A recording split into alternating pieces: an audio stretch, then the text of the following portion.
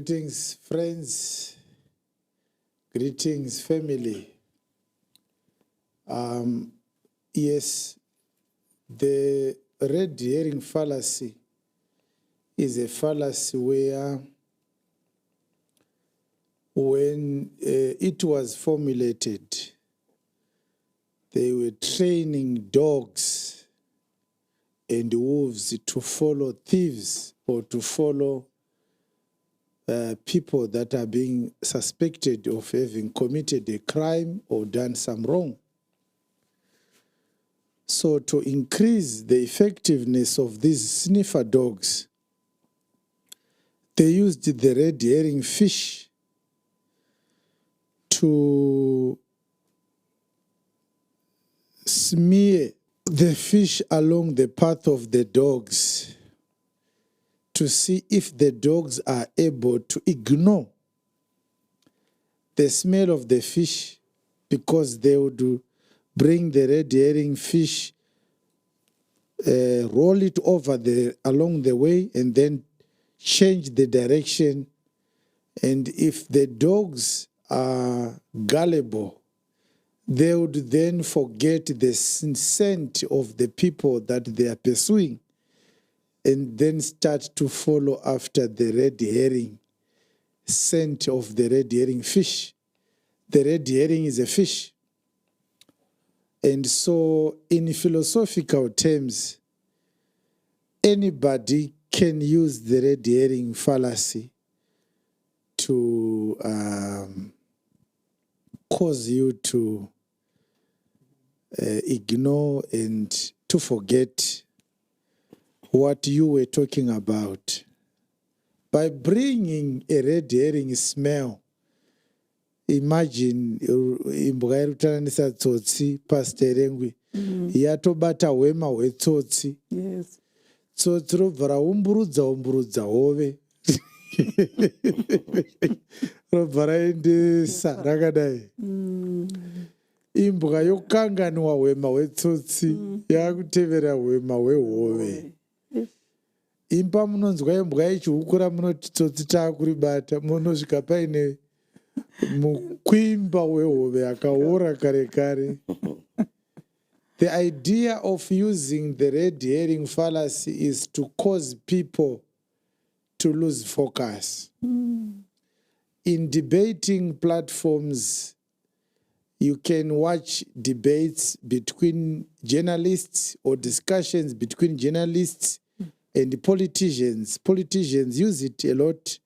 They are asking the piercing question, a question that might expose their inadequacies, their malfunctions, their incompetence.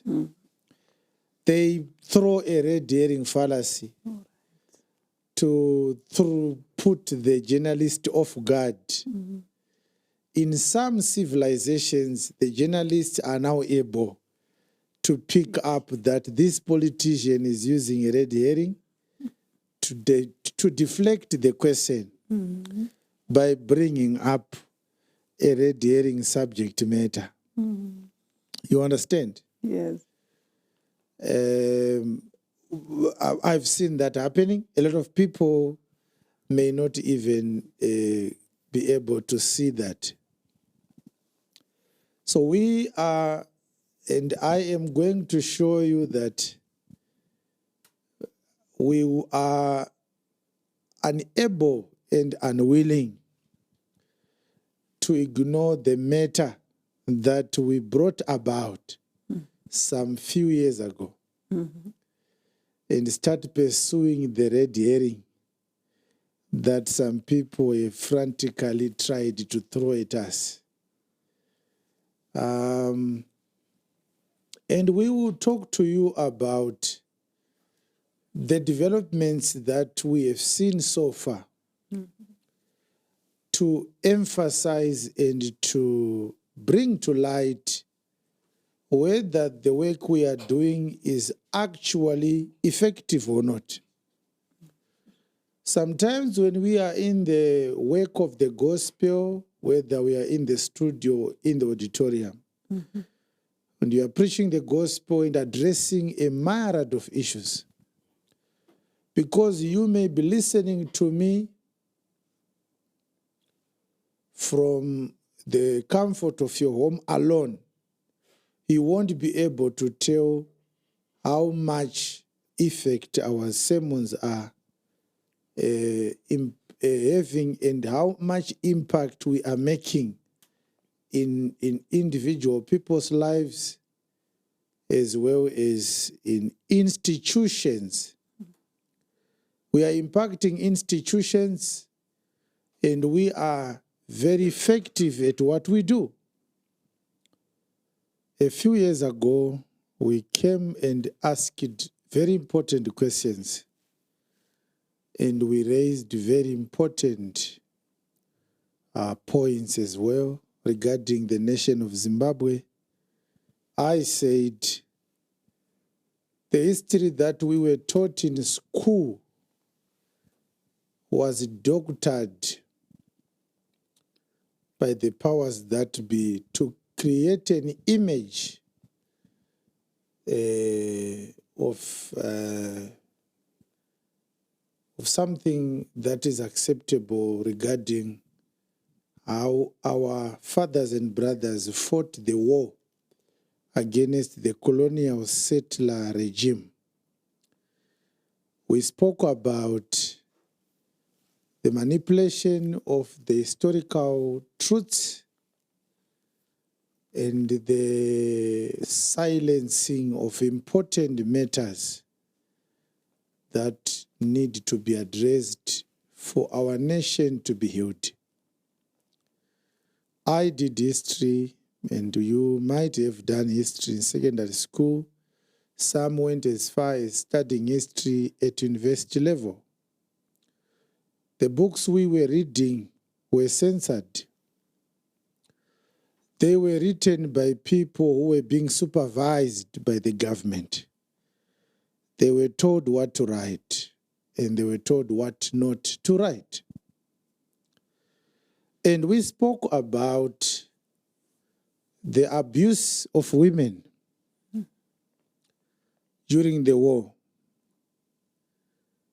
And we said our women who went to join the war alongside our men, Zimbabwean liberation fighters were domiciled in Zambia and in Mozambique. They were in military camps receiving military training. Some went as far as Cuba and returned. Some went as far as Tanzania, Russia, China, and some other countries. But they would come back to Mozambique and to Zambia. From those two countries, they then launched attacks against the British government that had colonized Zimbabwe and were refusing to let go.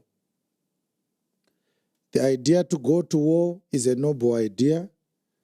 We salute that idea and we honor them for sacrificing themselves and wanting to deliver us from the tentacles of colonial repressive rule. But of course, the war was not fought by angels.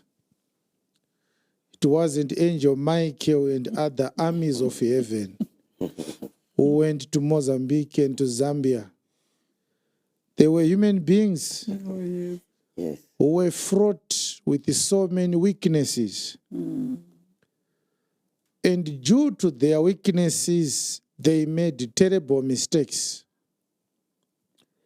which they have covered up until today. And so we spoke about it. And then after we spoke about it, we are starting to see responses. Some people listened to our message. I've spoken, this is the sixth time. I've spoken 5 times before about this matter because I have spoken to different people. And the Lord has spoken to me as well and said, address this issue. We have our own sisters who were buried with wounds that never healed. And those who are coming out are now saying, I am a child who was born in Mozambique. At the military camps, someone comes up and says, I am a child born in Zambia in the military camps.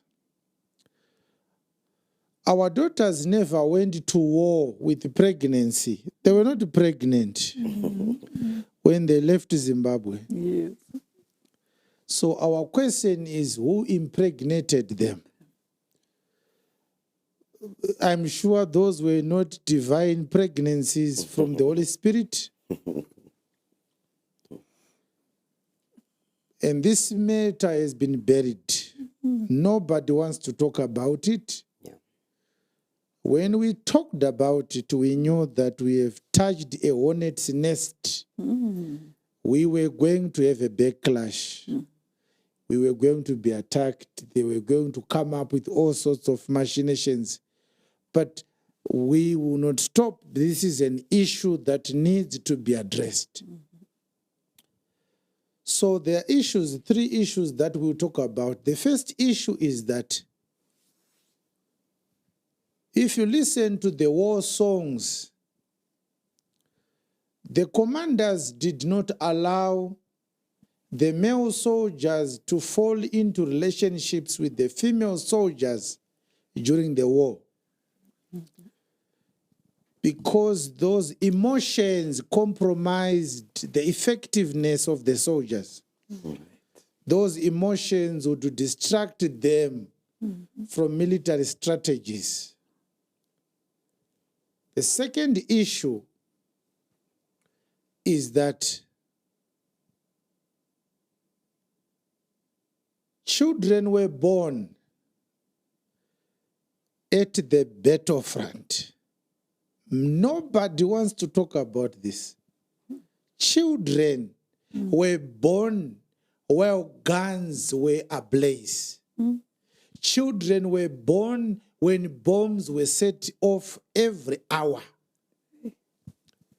Now, those who talk about human rights, where are they? Because if we meet a man who was born in the battlefront, it doesn't matter how old he is. He's a wounded man. Imagine, Pastor Remgi, the first sound a child hears when he is born is the sound of a gun. Is that not atrocious? It is. Is that not cruel? It's cruel. How do you expect that child, whether male or female, to grow up, to be an adult, to be reasonable, to be responsible, to be able to develop normal emotions? How do you expect a child who, when he first had eyesight, the first thing he saw was a dead corpse? At 3 years old, the child is now used to seeing dead bodies because dead bodies are an everyday thing at the battlefront. Yes. Now we are worried because we are the only people who care about these things. Our church is just about 12, 13 years old. Where are the 50, 60-year-old churches? Where is Zayoja? Where is ZCC? Where are the other churches? You must understand that our government has done nothing to date about this matter. No single effort, number one, to register all those children and take care of them. No, it hasn't been done. It is the children when they grow up who are now rising up to say, but I was born in the war. Can my government do something about it? Now there arises a second question towards the second point. How many of those children know their real parents? Yeah. If right now we are going to play some footage, one says, this is my mother and this is my father, how true is that? If you are able to do DNA tests, fine. How many heard about DNA tests when the parents had already died? How many were raised by strangers who were forced to raise you because the powers that be in the battlefront do not want to be known that they are your parents? Okay, the third issue is amongst the children that were born in the war, their mothers who gave birth to them, how many of them voluntarily participated in their birth? How many of these women were forced, were assaulted, and got pregnant? Because if these women have never been allowed to speak about it until today, this cannot be a coincidence. Somebody silenced them. Yeah. Just think about it. What could happen to the integrity of this so-called boastfulness? Nyika ino yakauya neropa takarwa hondo. Kana vakadza vakabuda vachitaura kuti aiwa, ini ndakaita vana vatatu kuhondo, mumwe ndakaita naComrade Ningi, mumwe ndakaita naComrade Ningi, asi ava vana ava vese ndaibhinywa. You must understand that there were three groups of people in the war. We have the first group, the nationalist leaders, who in many cases didn't even know how to hold a gun. They were simply there to formulate political strategies. The second group is of military commanders. And then the last group is of the foot soldiers. Those who are the ones deployed to go and fight. So what we are talking about is, if we have an ordinary foot soldier who is a woman, who is summoned to the house or to the tent of her superior commander, and told that I have to sleep with you, what are the chances that she would say no? Are there any who said no? What happened after they said no? Is there any records of that? What about those girls who were summoned to the tents or the houses of the nationalist leaders? Bring me that girl. Ndishefu kavari kudedza musikana uyu ava. Unorambira shefu uchiti kudii? Kuhondo kusina supervisor, kusina polisi. Yekuti ukaurayiwa izvezvi bhodhi yako inongozoviwa. Zvonzi endesai shoko kumusha kuti akapfurwa nemasoja. Igamba renyika. How many died in the hands of their own fellow countrymen because they turned down sexual overtures? But we declared them heroes and heroines. How many? So these are the issues we are willing to be persecuted while prosecuting. We want to address them. We want to speak about them. We want to ventilate them. We shall read the scriptures to show you why the church should not be silenced on these matters. But we are happy as well because we are not speaking to the walls. We are seeing wonderful responses. And before we end this discussion today, We want to encourage all the children and all the women who have something to say to come out and say it. It's important. You are going to see for yourself even today that there has been a plan to threaten people, intimidate people. Don't speak at all. But we want to start by watching a video of myself speaking about this about 3 years ago, so that you may have an idea that when we say people are now coming out because of what we started, you can check the dates and verify that we pioneered this conversation. And therefore, it is no marvel that we might become a victim by those who are trying to attack and stop the conversation from continuing, because it's an embarrassing conversation. 45 years later, we have the first people who are saying, I am a child born at the battlefront. Huh? It must be a miracle, Pastor Baloy.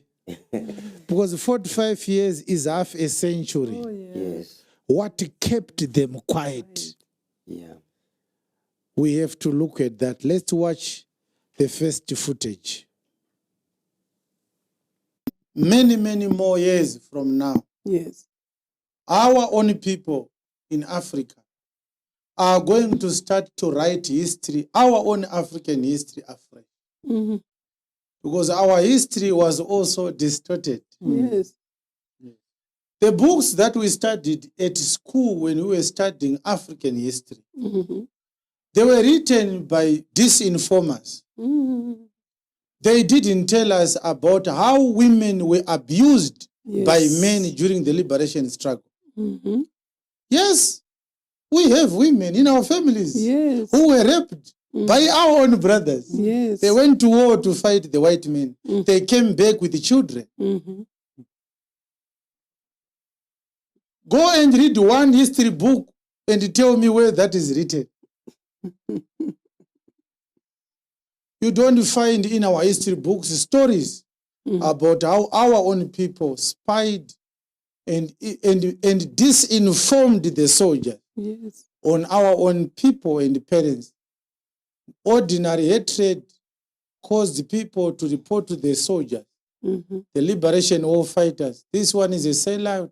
He's selling information to the white government. Our soldiers didn't have the decency to investigate these allegations. Some were put the barrel of the gun in their mouths, and they were blown, their brains were blown out based on false information. Mm-hmm. Some things were discovered after the war. Some people watched their parents mutilated because of the war. Yeah. But the basis of their death has nothing to do with the war. Mm-hmm. Village rivalries caused the people to miss and disinform about each other, and they died. Yes. The idea of a liberation war that was holy is itself is a manifestation of myopia and naivety. All right, so this was a video.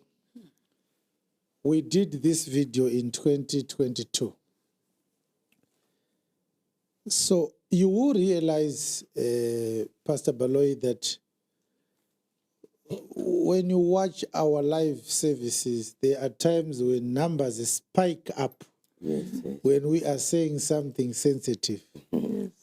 Some of the people that just come are not even believers. Mm-hmm. These are people in various organizations and sometimes political institutions, different levels in political institutions and corridors of power. They want to know what is he saying. And then they report to their bosses. What he's saying is damaging. If he continues like this, more and more damage will be done. Let's find a way to stop him. This is why we said we won't respond to the red herring fallacy because of this. We are very, very determined, because today we will tell you what we want. We want to demand that our government should do regarding this issue. This issue cannot be buried. No amount of red herrings will divert our attention from this matter. They have to address it. But recently also, I spoke about this same issue. This was the 5th time since 2022. We couldn't play every time. I said it wasn't necessary. We played the 2022 footage for you to know how far back we started talking about it. And as people are being monitored by various intelligence desks and political personnel, we know that they report. And now they are very, very unhappy because the people affected directly by this matter responded and started speaking out. Let us watch the recent footage when we spoke about it. Let's watch it. When people abandoned struggle for nationalism, and then they started pursuing personal interests. Yes. Havasi kuda kutaura nhoroondo yese, nekuti mukati menhoroondo yekurwisa vadzvanyiriri, muchida kutsanangura kudzvanyirirwa kwataitwa nevapambevhu vachena varungu. Yes. Mune vamwe futi vana vevhu vakachererwa, vabayiwa nevamwe vana vevhu. Yes. Yes. Pachinzvimbo chekuti ngatibatanei tirwise vapambepfumi, pane vamwe vaidzipana futi mukatimo. Yes. I can tell you of a surety that in Zambia there is not less than 100,000 Zambian citizens now who were born to Zimbabwean war fighters, comrades. Children were born during the liberation war. Yes. They were dumped in Zambia. Tine vana veZimbabwe vakazvarirwa muZambia, asi vana baba vavo makomrades edu. Hey. Vana mai vavo makomrades edu. Let me leave that one. I once spoke about it. The second reason why the experience of oppression was not and is not being discussed openly, to make sure that there is consciousness of African history in the African son and the African daughter. We must understand where we are coming from properly. For example, if our elders had taken themselves to task to deal with this matter, the influx of Africans going to Europe could never have happened. Yes.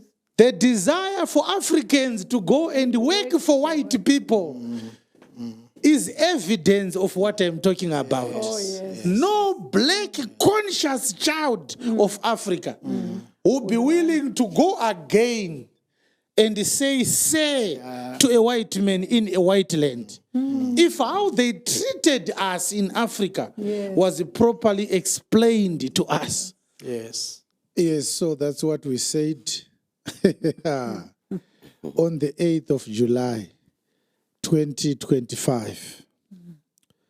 So today I will not give you details of what happened in Zambia or what happened in Mozambique because I wasn't there. It's information that I gathered. Before we end this video or this recording, I'll give you a few snippets of how I obtained such information.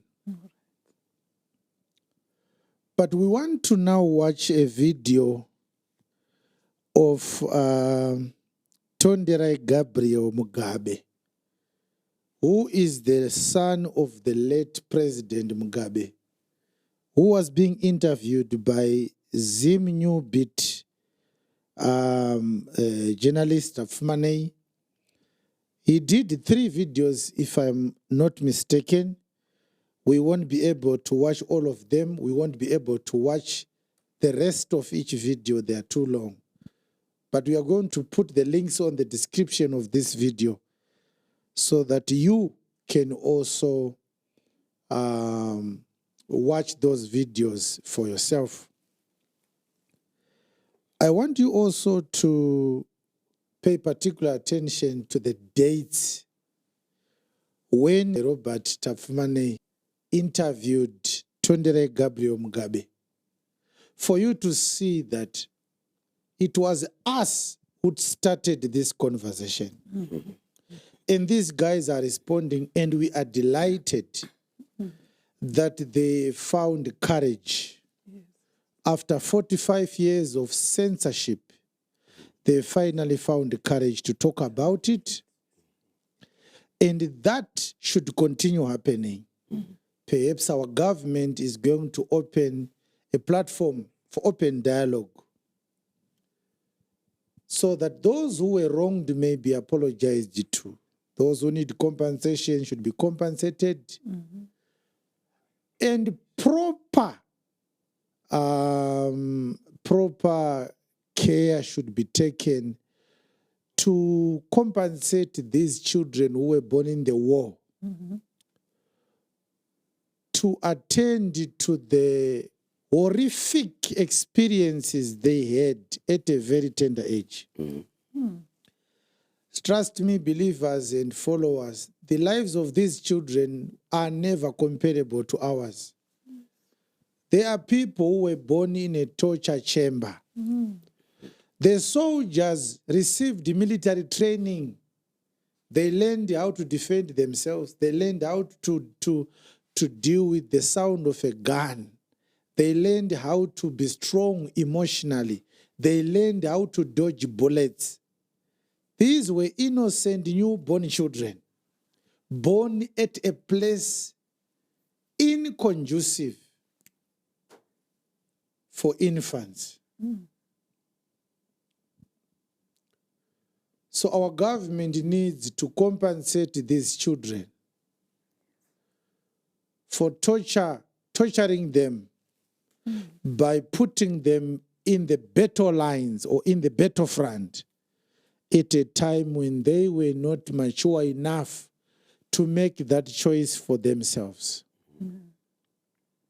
They need to be compensated for being raised by other people other than their parents. They need to be compensated for not being able to be raised by their proper parents. Most of these children, as you shall see, never got a chance to live with their father and mother. The comrades became animals when they came out of the war. Very vindictive, very cruel, very insensitive, very callous, and very unreasonable. The women could not knock at the chef's door and say, I have brought your child. The women had to raise these children alone for most of the part. These comrades we are now calling His Excellency or Chef and Honorable, these are the people we are talking about. They are wearing a veil of honor, a veil of dignity, which they are paying a lot of money to maintain, using state security institutions to silence these defenseless children and these defenseless women from speaking up. And those who try to bring the conversation up, they either pay with their own lives or they pay with their own reputation.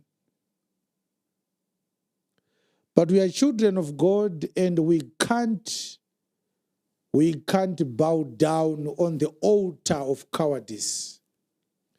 Let us watch the video. amai venyu the late vakaenda kunurwa hondo amai matauriro vangu azvinoitwa amai vangu inini mataurirwo azvinoitwa kana kutoti according to the information yandinayo kusvika pari nhasi amai vangu inini vakaenda kunorwa hondo zvechokwadi manga muri muna 1976 somewhere there beginning of 1976 then ininiwo ndakazozvarwawo 1977 pachimoyo vanoti paparire nyatwa yekuchimoyo ikoko kunyange zvazvo anoti akagara neni wacho pari zvino akashaya asi mwana wehanzvadzi yavamugabe chaiyo chaiyo toti last born yemba mavamugabe mwana wake musikana ndiye akagara neni iye anotiwo panguva akazonge anewo pamiri pakewo akunosunungukawo wake mwana ndo panguva yaakazonge akusiyana nenini inini ndinonziwo ndakazenge ndakunogara kunonzi kuosibisa naComrade Feichung ndo vakazenge maziviro andoita Comrade Feichung vanonzi vakanga vasingachengete inini chete specifically ayo but vanonzi ivoka vakanga vari in charge nevana vakazvarirwa kuhondo pachimoyo but ivo vari pane another base rainzi Osibisa rinenge richinzi ndo rinochengetwa vana chete mainfants saka ivo Comrade Feichung vanonzi idzi information dzekuno vanonziwo vane wavo mwana wavakaitawo ipapo ainzi Chipo saka Chipo uya neniniwo nevamwe takakurira ipapo ndisingazoziye uyu akazosunungukwa nemuzukuru wangu because iye akazosunungukwa later anenge wekunana December 1978 saka munoona kuti pane difference yetongoti gore nehafu ndakandatoka munhu kakutoti zivi kakutojamba jambawo kachiitawo zvakanenge achiita asi vana vese manzwiro andakaita nokuti haisi information yangu yekuti ndinoziva kuti asi manzwiro andakaita ndekuti vana vese ndokwavaichengetwa kwaComrade Feichung kuOsibisa ikoko then vana handizozive matorerwo andakazoitwawo naamai vangu kana kuti mafambiro atakazoita asi chandinoziva ndechekuti ndine nguva yandakati tichipinda munomu vanonzi vakapfuura nekuchifu kumanyene kuAssembly Point saka vabva paAssembly Point vakabva vananga straight kumusha kwaamai vangu ndekuamutare kwaHonde right saka vananga kwaHonde kuya vanonzi amai vangu inini vaka vasingade kuti ndizikanwe saka vakanditora vakanondiendesawo kuna tete vavo hanzvadzi yababa vavo Yes, believers and my friends, you know, I want you to catch and pick everything that Tonderai Gabriel Mugabe is saying. When you watch the third episode of this by Robert Tafumane, the journalist who was interviewing him, you figure out that it's no longer a claim that is a son of Robert Mugabe. He did some DNA tests and they came out positive. He is actually a legally recognizable son of Mr. Robert Mugabe. And the Mugabe family signed 4 affidavits to confirm that they know this man that is a son of Robert Mugabe. So I want you to to pick up everything that he's saying. It's important. But the first thing is that this is the first episode that Robert Tafumane recorded Tonderai, which was done on the 4th of August. My most recent video, when I talked about this, was on the 8th of July, 2025. So you can, even if you don't want to believe me, but you can understand that there is no way Robert Tafumane or Tonderai has not watched or heard anything about what we were saying concerning this matter. It's not a coincidence, by no chance. First of all, we want to say kudos to Robert Tafumane for his bravery. It takes a man, a real man with a conscience, to want to address this matter. Our so-called legends in the journalism field are not willing to do this. Go to ZBC, they will tell you, they will speak in tongues if you bring this matter. Go to any other media house in Zimbabwe, they won't be willing to address this matter. And I'm seeing some freelance journalists picking up the thread from Robert Tafumane. That is commendable. Let's keep the momentum, because this is a matter of national importance. They might want to discredit Robert Tafumane or to persecute him, but we have his back. We will support him, because this is an important matter. Now, I want you also to not forget the name Osibisa. Comrade Fei Chung and Chipo, the daughter of Comrade Fei Chung, and another woman who is the daughter of Tete Bridget Mugabe, who was the sister to President Robert Mugabe. I've got some articles written by different institutions that you will be shocked to see that ZANU-PF cannot, after I show you those articles, cannot deny or question the veracity and the credibility of Tonderai Gabriel Mugabe's claims in each and every video that he recorded. They confirmed it unknowingly. They confirmed it unknowingly. Let's watch it again.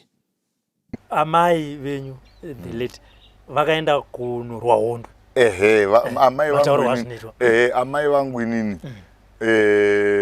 mataurirwa zvinoitwa kana kutoti according to the information yandinayo kusvika pari nhasi. Amai vangu inini vakaenda kunurwa hondo zvechokwadi. Manga muri muna 1976, somewhere there, beginning of 1976. Then ininiwo ndakazozvarwawo 1977 pachimoyo, vanoti paparire nyatwa yekuchimoyo ikoko.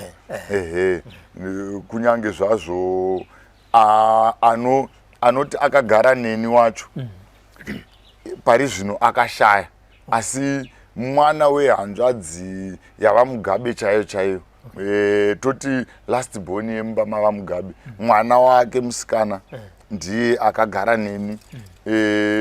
Iye anotiwo panguva yaakazonge akazonge anewo pamiri pakewo akunosunungukawo wake mwana, ndo panguva yaakazonge akusiyana neni.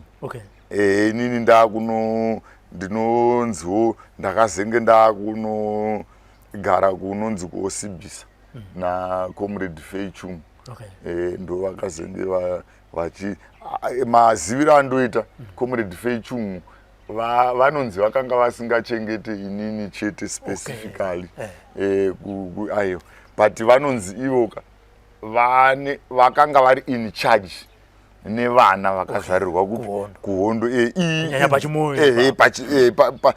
pachimoyo but ivo vari pane another base rainzi Osibisa rinenge richinzi ndo rinochengetwa vana chete mainfants. Saka ivo Comrade Feichung vanonzi idzi information dzekuno vanonziwo vane wavo mwana wavakaitawo ipapo ainzi Chipo. Saka Chipo uya neniniwo nevamwe takakurira ipapo. Ndisingazoziye uyu akazosunungukwa nemuzukuru wangu because iye akazosunungukwa later kuma anenge wekunana December 1978. Saka munoona kuti pane difference yetongoti gore nehafu. Ndakandatoka munhu kakutoti zivi kakutojamba kachiitawo zvakanenge achiita asi vana vese manzwiro andakaita noti haisi information yangu yekuti ndinoziva kuti asi manzwiro andakaita ndekuti vana vese ndokwavaichengetwa kwaComrade Feichung kuOsibisa ikoko.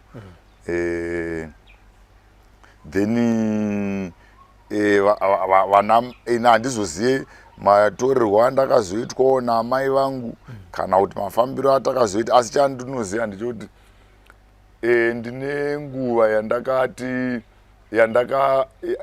yandakati tichipinda munomu vanonzi vakapfuura nekuchifu kumanyene kuAssembly Point. Saka vabva paAssembly Point vakabva vananga straight kumusha kwavo kwaamai vangu ndekuaMutare kwaHonde. Right. Saka vananga kwaHonde kuya vanonzi amai vangu inini vaka vasingade kuti ndizikanwe. Saka vakanditora vakanondiendesawo kuna tete vavo hanzvadzi yababa vavo. Right. There are so many issues. I want to be addressing these issues. First of all, assuming that we have women in our country, especially those who speak a lot on social media, and claim that they want to defend women's rights. This is a bone thrown to them. Let us find out how serious they are with their claims that they want to protect women's rights. According to Tonderai Mugabe, his mother went to war in 1976. In 1977, she gave birth to Tonderai. Which war had she fought? Pastor Regui. It takes 9 months. And according to the code of war, pregnant women were not allowed to attend training. They were also not allowed to go to the battle lines. Actually, there are commanders who were known for being furious when they see a pregnant female soldier, that they would vow to want to punish whoever had gotten her pregnant. We heard about Comrade Tongogara, that he didn't allow that. So those who made these girls pregnant made sure that the girls are hidden somewhere, because they knew that the commanders, those who were the good apples in the basket.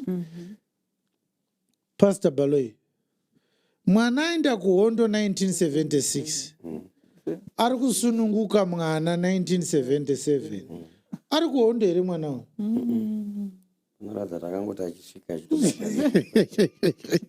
Pastor Regu, ari kuhondo here mwana uyu? Kwete. Akangotambwa mudemi. Akangosvika akaitwa mudenga.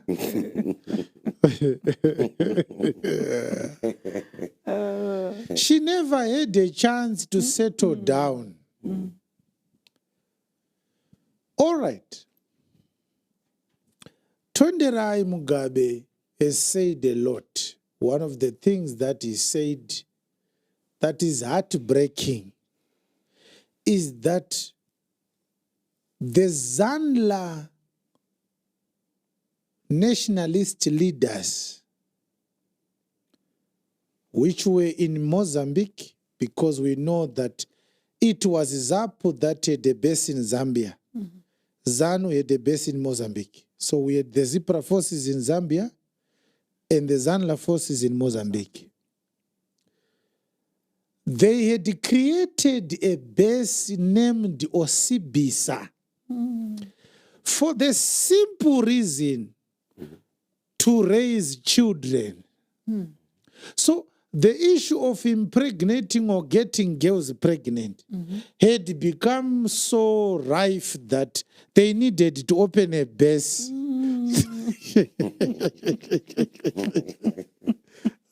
I'm laughing, but this is not a laughing matter. It's a heartbreaking matter. And we are also interested in asking everyone in Zimbabwe, how do you feel? We are going to play a video very soon where Mr. Mugabe lied on camera. I won't tell you about the lie, I will talk about it later. But what kind of leadership did we expect to get from these comrades after the war? I'm trying to ask a question. Why are we surprised with the level of violence in our country, the level of irresponsible behavior in our leaders, the level of cruelty amongst our leaders? Some of us can't go back to Zimbabwe. We have to live in exile because they want to kill me for speaking like this. Why are we surprised that they're selfish, they don't care about anyone? All that matters to them is them finding pleasure and joy, even at a time when parents released their sons and daughters to go and train outside the country to remove the colonial regime. They were given trust by the parents of these daughters. I give you my daughter to train, to lead her to war. As soon as Tonderai's mother arrives at Chimoyo, as soon as she arrives, all the plans to train her have gone in the wilderness. Think about it. Comrade Fei Chung, and remember, Comrade Fei Chung had a baby during the same time. Her child is called Chipo, and the good thing is that she also wrote a book. Chipo, the daughter of Comrade Fei Chung, is also a child born in the war. You understand? Yes, so we will read an article that can show you that there's no lie in what Tonderai said. And this article came from ZANU-PF headquarters. So I will share it with you. I'll also give you a link so that you can verify that it indeed came from ZANU-PF headquarters. But what is important is for us to look at this and say, now we understand why they don't want this matter to be discussed. When Chimoyo was bombed,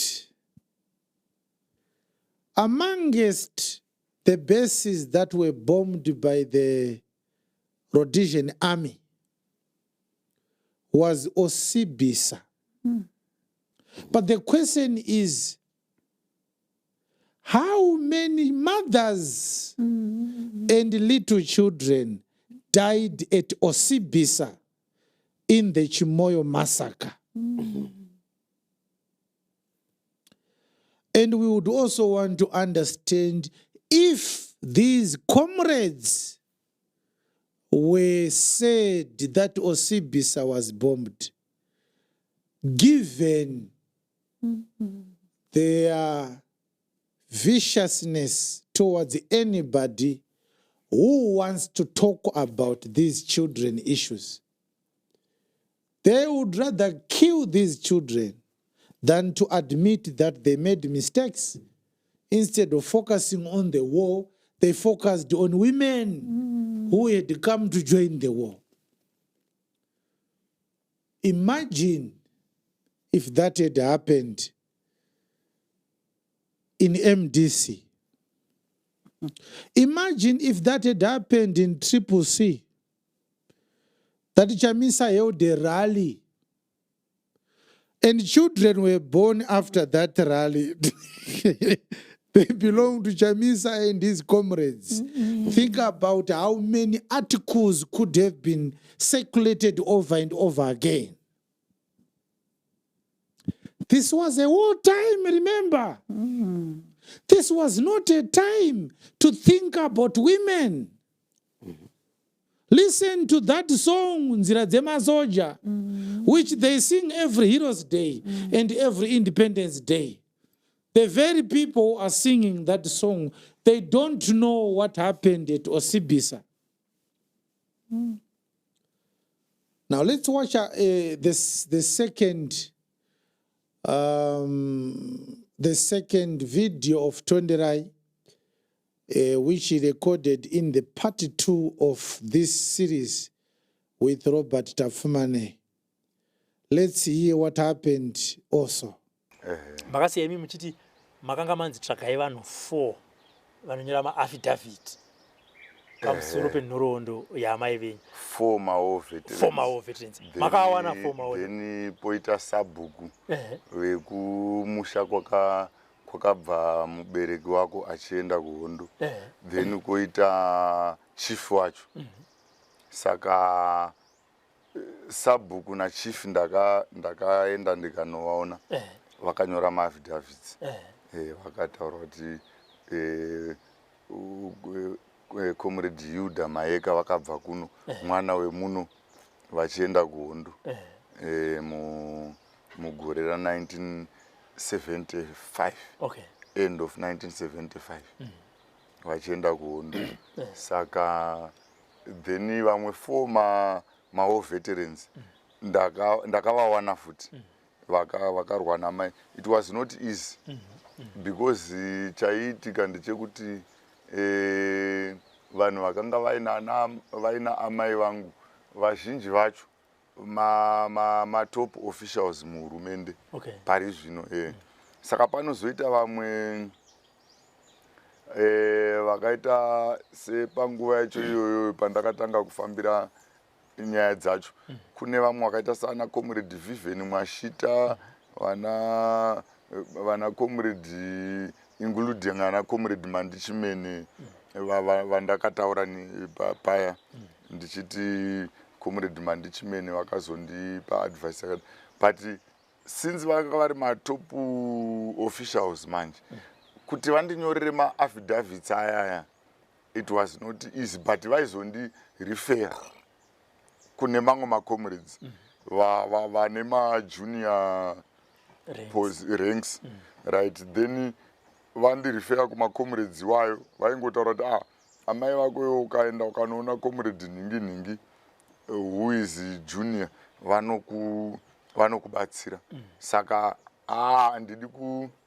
handidi kunyepa kuti nditi zvakatora time because toti ndakatanga kuzvifambira from 2014 zvokutoti ndakasiya basa kandaona kuti it's not easy pamwe pacho, like pandakaenda kumakoni south constituents kwainge kuina comrade Mandichimene, I had to spend almost dzakatozoita almost close to 2 weeks because waenda uri musi waigona kuenda uri musi wechipiri wobva wanzi vakatobuda iwo wabva kuno kuharare vakatobuda saka vanotozodzoka musi wefriday which means kuti you shall need 3 days more. Iwe futi if you don't have anywhere to stay ikoko uchada kudzoka kuno kuharare, it's another expense. Ozoda futi kudzokera futi back ikoko musi iwoyo, then paunodzokera because like ndakambotanga ndambozvitraya but ndaiona kuti vanhu vacho vandaida ndaiti ndikadzoka kuno kuharare ndikada kudzokera kuya kwendosvika futi kusina munhu uye achinzi futi ufunge kuti pawakatobva unoziva musi wakatobva iweya vakasara vachitosvika saka vakabva vaita futi imwe program. You know senior people they are always busy. Sometimes unobhukwa kunzi uri kufanira kuonana navo but that day rosvika otozogona kutoziviswa kunzi hazvichaita. Saka that was the challenge. Chero pandakaenda futi sabhuku ndakavaona havana kundinetsa zvavo kuonana nasabhuku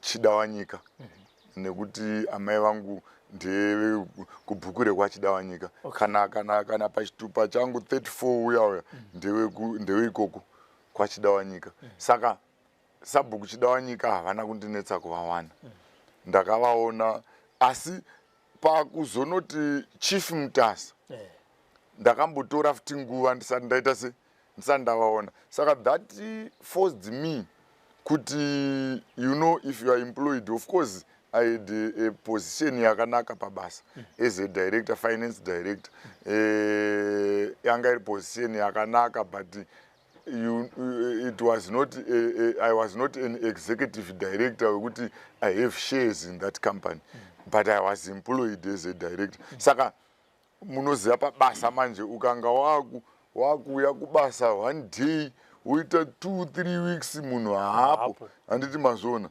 It presents ma-challenges pabasa and panotanga kuita ma-questions akawanda izvozvozvo manje.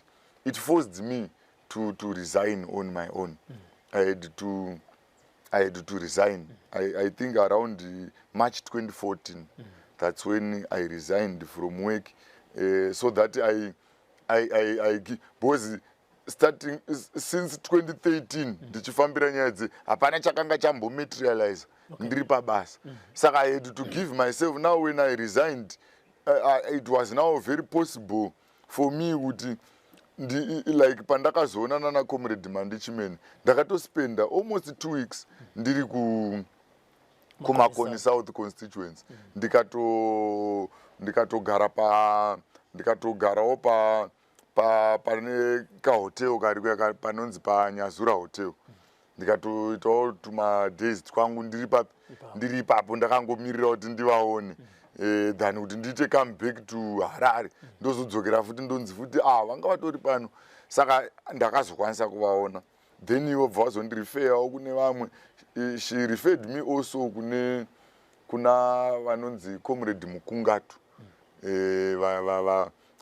vakavari sister in charge paRusape General Hospital, vakavari futi muwo veteran, ndo vakanga vari munhu aisunungutsa vana. Saka ndiye vakati mai vako iwewo wakatosunungutswa naComrade Mukungatu, ukaenda ukanovaona, she has got something to say. Then I went ndikanovatsvaga Comrade Mukungatu vaya ndakanovaona, vakakurukura neni, though futi iwo Comrade Mukungatu,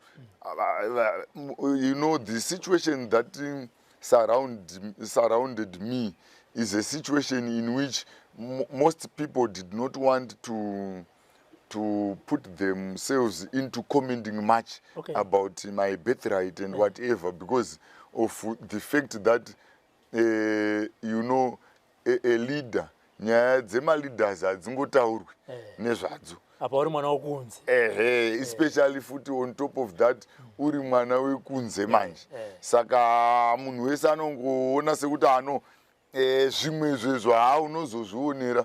You have to see what you can do for you to find out whatever, but yes, I can confirm kuti zveshuwa ndindakakusunungudza ndopandakaziva kuti ndakazvarirwa pachimoyo paparire nyatwa yekuchimoyo ikoko vaive tove nechipatara chavo chainzi parire nyatwa ikoko ndopandinonzi ndopandakasunungukwa inini. Then further ndopandakazorifewawo kune mamwe macomrades vakanga vari padhuze naamai vangu ndikawana maaffidavits aya mamwe 4 maaffidavits aya they were signed. Then my mother was eventually declared. She was declared in 2017. Okay. It must be 16 July 2017 from all way back from since 2013 ndichita maneuvering to find that declaration. It is not easy. Kana mubereki akafa kare, especially senge vedu isusu vakafa even mawo veterans acho asati atombodeclare. It is a challenging thing, but I wanted to say kuti mawo veterans vanhu vaiva uchivaona ndopaunoona their unit. Yeah, they are people. Of course pane nyaya dzimwe dzatogona kunzwa zvakazodai, but those people are united. They are one person. Yes, if they know you, if they like in my circumstance, vese even maaffidavits acho akanyorwa vakasaina vacho maaffidavits angu inini vaitokonfirma kuti mwana uyu tinotomuziva, iye chaiye tinomuziva, mwana akazvarirwa kuhondo, which led to situation yekuti izvozvi currently president varipo vedu baba vaEmerson Mnangagwa vakatoti no vana ivava vakazvarwa kuhondo. Yes, of course, we don't know the reason why vamugabewo vakanga vasingade kuti isusu tinge tiri vana vanobuda pachena vanonzi tinotaurwa nezvedu, because takatotanga kutaurwa nezvedu zvaiye zvine zvamanje manje pakupindawo kwakaita baba vaMnangagwa ndopavakatangawo kuti aiwa vana vakazvarirwa kuhondo, you are our children, and imimi in fact you are actually war veterans, you have got to be vetted. Saka takatovetwa. Takatobva kuvetting, takatovetwa, though isusu takaenda kunovetwa tichiti we are children born in the liberation struggle. Though association yatiri kurepresenta nayo tine vana like our chairman mwana the late General Vitalis Vinavashi. Inini zvangu I am the national political commissar of that association. Yes. Tine the vice chairman mwana wa the late Comrade Kangai. Anonzi Freedom Kangai. Tine futi another vice chairman wechikadzi mwana wa the late Robson Manyika. Anonzi Farai Manyika. So in fact the association has got a number of children. It got a lot of children who were born in the liberation struggle. Yes. All right. So Comrade Fei Chung was Minister of Education from 1988 to 1993. We are now starting to believe that his rise to prominence to become a cabinet minister in Zimbabwe has something to do with the ungodly contribution she made towards Mr. Mugabe during the Liberation War. Mr. Mugabe was paying back Comrade Fei Chung for having raised his son at Osibisa from the time that Tondere was born in 1977. But we also wanted you to know that The 1977 Chimoyo bombings affected Osibisa, where there was a Parenyatwa there. Now we understand why they changed the Fleming's Hospital to Parenyatwa Hospital in Harare. They had good memories of their own Parenyatwa in Mozambique, which, apart from treating those who were wounded during the war, it was also responsible for prenatal and postnatal care to pregnant women. Hey. There it is from our brother Tonderai Gabriel Mugabe. Now, Brother Tonderai has told us that President Mnangagwa has created an organization which is called Children Born in the Liberation Struggle. And it has got various children that belong to various politicians. Freedom Kangai is another leader who is the son of Comrade Kangai. What was his first name, right? Kumbire Kangai. And the chairman of this organization is a son of the late General Vitalis Zvinavashe. And there's also Farai Manyika, who is the son of the late Robson Manyika. Now, there are two things that are important in what Mr. Tonderai Gabriel Mugabe said concerning this organization. I am a very analytical person. The members of this organization are all sons of deceased politicians in ZANU-PF. My question is it convenient? Robson Manyika, the father of Farai Manyika, is late. Kumbire Kangai, the father of Freedom Kangai, is late. Vitalis Zvinavashe, the father of the chairperson of this organization, is late. How many children born in the liberation struggle are sons of serving members of the present government, serving members of ZANU-PF as a party? That is my first issue. My second issue is that Tonderai Gabriel Mugabe said he is a national commissar of this organization. What it means is that this organization has nothing to do with the government of Zimbabwe. It's a ZANU-PF project.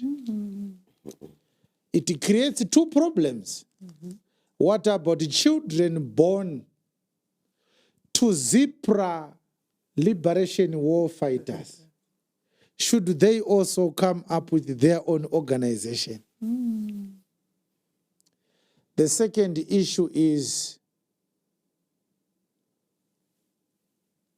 who shall compensate them if they represent a ZANU-PF organization? Was the liberation war a ZANU-PF war, or it was a national war? Hilda Mayeka, brother Tonderai's mother, died in around 1998 when I consider the facts as presented by himself. He said in this entire video, I watched all of them, the three of them. He said when his mother died, he was 11 years old. He was born in 1977. All right, so it means 1988. So his mother must have died in 1988. So in 1988, he had to quit his job after spending the rest of 2013 walking up and down to have these issues resolved, and then he had to relinquish his post as a director in 2014. In 2017, he obtained 4 affidavits from living war veterans who confirmed that they fought alongside his mom. Based on those 4 affidavits, his mother, who had died in 1988, was declared a National Liberation War fighter. 3 questions arise. The first one is, after making somebody's daughter pregnant unceremoniously and in a cruel manner, Mr. Mugabe did not care about what had to happen, what happened, what went on, because this was a woman who needed protection. If you are a pregnant woman, you need protection. If you have a newborn baby, especially in the war, you need protection. He walked away. Mr. Mugabe never cared about Yuda Mayeka, whose liberation war name was Comrade Paidamoyo. Until the woman died, we can't ask why she died. She was a traumatized woman. What level of cruelty is this? That Mr. Tonderai, having been raised by a grandfather, without a father, without a mother, he has to knock at ZANU-PF doors, begging war veterans to sign affidavits to recognize a late mother as a contributor to the armed struggle. Now, we don't have information that the government paid the Mayeka family the hefty lump sum that every war veteran was given in the 90s for their contribution in the war. Tonderai does not tell us that. It is safe to assume that the government of Zimbabwe just gave him a document that says, we recognize your mother as a fighter. She got nothing from that. He sounds like a very noble, a reasonable, and decent man. There would be no reason for him to conceal that kind of information. That's the first issue. Think about it, Pastor. You have a child with a serving president. But the son must travel to Makoni South constituency to ask another woman who was likely victimized again to sign an affidavit. We know your mother. We know you. Remember from Mr. Tonderai's initial report that when he was born, it was Mugabe's niece who took care of him, the daughter of Auntie Bridget, who was the last born in the Mugabe family. So there is no dispute here that Mugabe was not sure that Tonderai was his son. You can't take a boy to your sister to keep him for you if you are not sure he's your son. Tonderai akambochengetwa nemuzukuru waMugabe, mwana waBridget, vari kuhondo ikoko kuMozambique ikoko. These are unfair developments. They echo the sentiments of what we have said all the time about ZANU-PF. You are only safe in ZANU-PF if they still want to use you. Once they don't want to use you anymore, you are like a bottle lint. You are like the peel of an orange. You don't matter anymore. They can step on you anytime. Mr. Mugabe got what he wanted from Yuda Mayeka. Her welfare didn't matter anymore to him. The welfare of Tonderai did not matter to him again. The second issue is that from what we heard now, we are going to watch another piece of this video where he talked about his encounter with the CIO. We want to watch that. But I want to address two other things.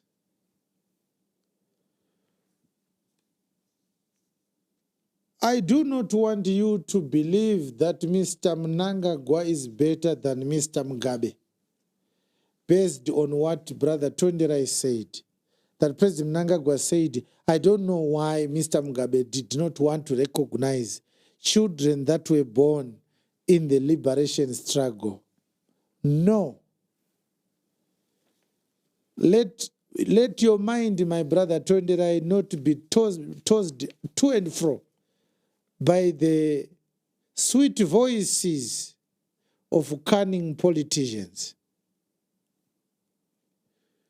If Mr. Mnangagwa was genuine, he would have spoken to the nation about this matter and invited every child born in the liberation struggle to a meeting and invited every woman who gave birth to children during the liberation struggle in military bases to come forward and speak publicly, explain the experiences they had.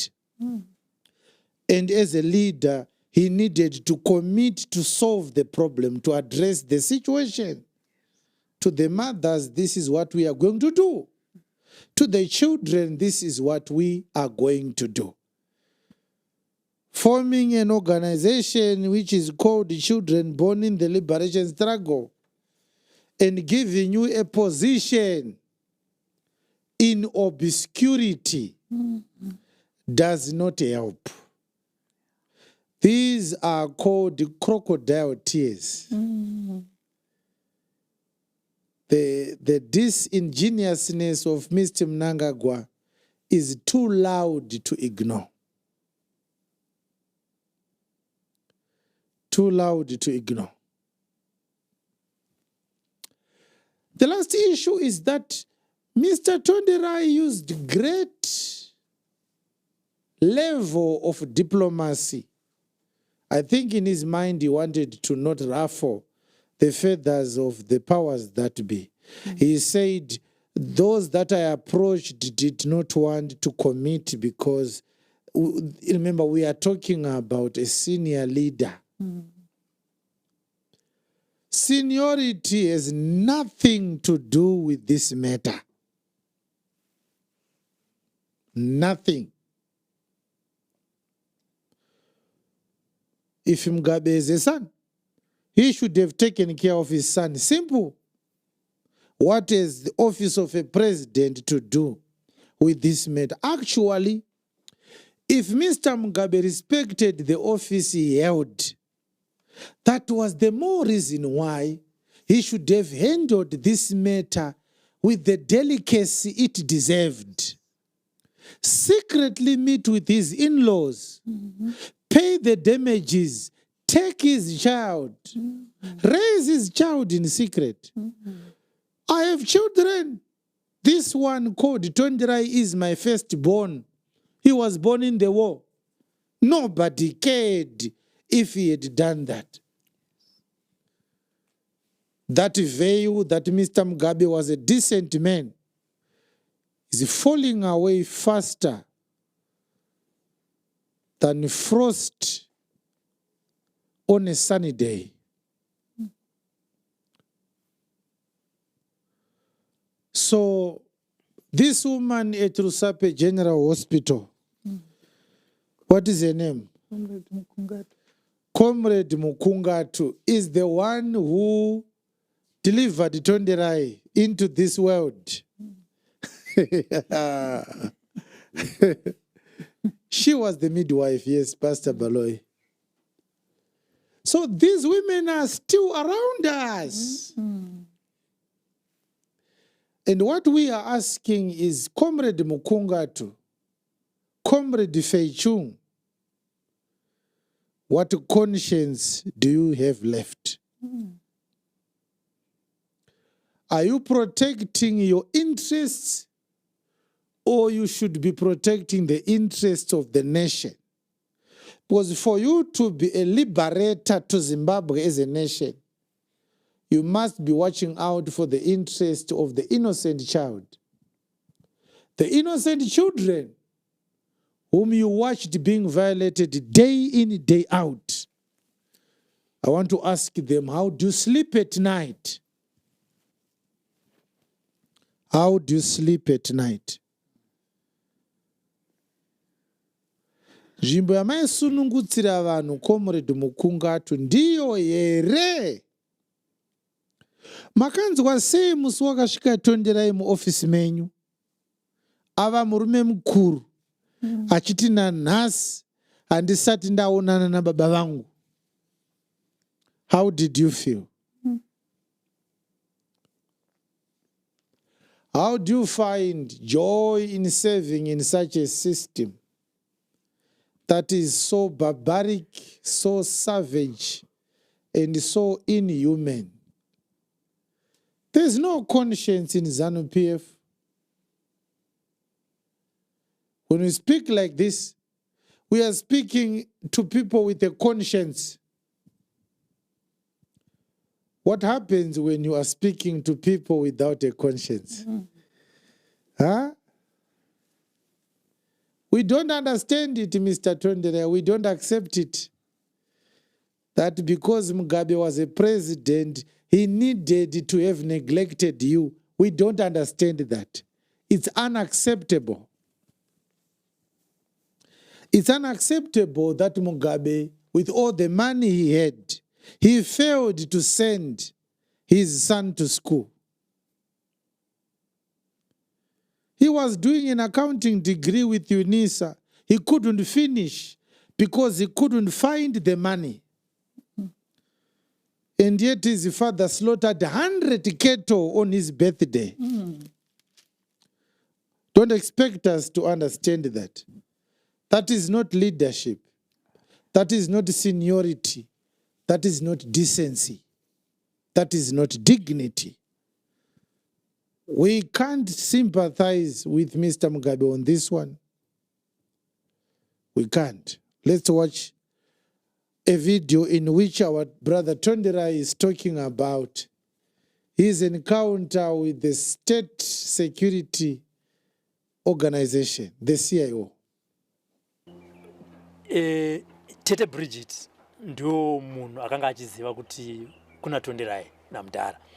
Ivo vakamboitawo here effort yekuti usangane nehama apo neapo vachikuintrodusa muchiziyana kunyange zvazvo zvaitwa muchivande? Munhu aifanira kuita that effort yekundiintrodusa kune hama tichizivana ndiTete Bridget. Right, but I don't want it to lie kuti nditi nini tingati ivo vakakanganisa. Right, kana kuti titi chero pandakazozivana na baba Karigamombe kuti titi sei baba Karigamombe vasina futi kunditora vachienda futi neni kuhama kuti titi futi vakaita se vakakanganisa. Because like I said before, kuti ningrini situation ya baba Mugabe as a leader by his time, yaingeri situation yekuti vanga vasiri munhu ari nyore kuti vanhu vafambe vachiti zvakamira zvakadai zvakamira zvakadai zvakamira zvakadai. Zvaive nemachallenges azvaive zvinazvo. And inini ndiri munhu kuti ndakatopresentwa pandakapresentwa ne vakomana ve-state security vachinditaura kuti iwewe you are actually lucky because by now dai vanga vasina kuconfirma nezvako ungadai uri tori mukati kunotori nevanhu vari mukati because you are not the first person akatanga kuklema kuti mwana wa President Robert Mugabe. Oh. Yes. Vaikataura vakati kune vanhu vakaklema kuti vana vaRobert Mugabe, but by now patime yacho vakatoti vanhu ivavo vari mukati nenyaya iyoyo. I was told kunzi meno jeri rakataurwa, but vanhu ivavo vari mukati. Saka iwewe ka you are lucky because he confirmed on his own. Saka isusu tanziti kurelease because ini ndakandatobatwa kuendeswa kwandakaitwa ku CIO ku Central kwanga kuri kwekuti ndakandatobatwa. Yes, and I was supposed to be disciplined before I'm put in jail. But now I did not face any disciplinary measure because it happened with sure feedback yakauya chop. Ndisati ndafesa any disciplinary measure because I did not take even an hour ndiri ku CIO Central. Okay. And by that time ndo pakabva patongonzi no ngatichifonerei pamafone numbers asupplyiwa ndo pakasupplyiwa phone number dzababa Karigamombe. Okay. Dzababa Karigamombe who was the person wandandiri supposed ku because ndakanda kuti argument woye kuti Tete Bridget zvavashaya. Inini manje who else shall I face through issue iyi besides kuti nditofesa ivo mudhara wacho pachavo ndatotonanga kupi ku-State House kwacho. Saka now manumbers ayakaprovidwa baba Karigamombe ndo pavakabva vafonerwa from CIO. He can confirm kuti vakafonerwa futi from the military intelligence. Izvozvo vanokwanisa kuzvikonfirma futi kuti ndakafonerwa ndikataurwa neni nezvemwana uyu. Then ivo he accepted kuti no, inini I accept every responsibility about this child. Okay. Saka and ivo vakazoitawo handina anything bad about him because ivo vakaitawo his effort zvavanokwanisa vakaendawo vakanoona ana sekuru vangu kwana mai vangu vachiedzawo kumoderata and also to try to keep me calm. Okay. Kuti no, since the situation is like this and you are in my hands and wazvinzwira iwewe zvichitaurwa kunzi hamufanire kuti munhu wese ave involved panyaya iyi because zvainoita mukaudza futi mumwe munhu wese ichanofamba futi nepasi riripo. And the man we are talking of the man who is number one in this country. Yes, he is not just an ordinary man. So it is good that he has accepted, and now since he has accepted, it is wise for you to be responsible about on behalf of your brother as what he mentioned. Saka inini from there ndakabva ndangove mwana anoteererawo. Then I had to make myself part of the Karigamombe family because iyo Mugabe family yacho our forefather baba vakazvara baba vava Mugabe ndo vainzi aConstantine Karigamombe ndo achatunga. Saka zitawo rekuti Mugabe rakatozotangirawo pana asekuru edu aGabriel. Okay. Ndo pakazotanga zita rekuti Mugabe, but otherwise isusu taifanira kunge tichitonzi ana Karigamombe. Ana Karigamombe. Okay. Right, this is it. Very interesting matters, Pastor Baloy. Yeah, it's not just interesting, but it's actually unearthing so many things that our history did not tell us, and also to realize that some other children had to be in trouble, probably for what they may say claiming, but we never know. We don't know yet, probably if the DNA test were to be done, they could find themselves also being related to the former president. So this is something that is surprising, but at the same time, it's bringing out a true picture of where really are we coming from. Yes, Pastor Rengu.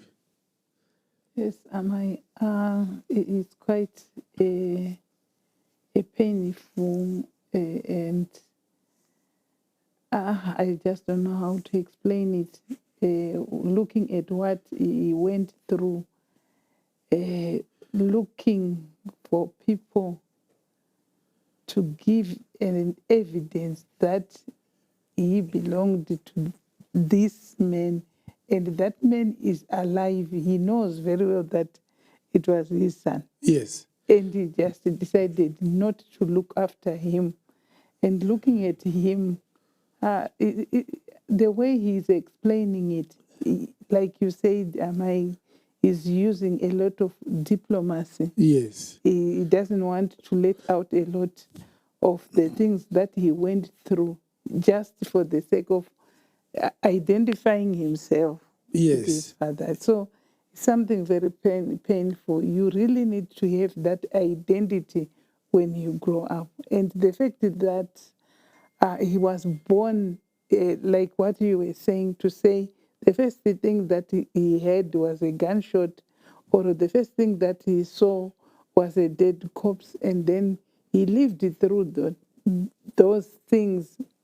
But coming to the fact that now the war is over, he now has to fight another war of trying to get to know himself. Kutsvaga kwese kwana Tete Bridget, kutenderera kwese kumadzisabhuku Kwana baba kwana baba Mugabe's brother. Yes, kutenderera kwese ikoko kune mamwe mawo veterans kuti azodhindirwa affidavit mai vazofa zvino.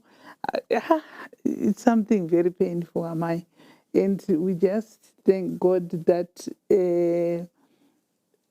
Zimbabwe needs to know that the war which was fought, nekufara kwese kwatakaita neindependence nechi, kune vamwe Pachine waitorwadziwa. mavanga.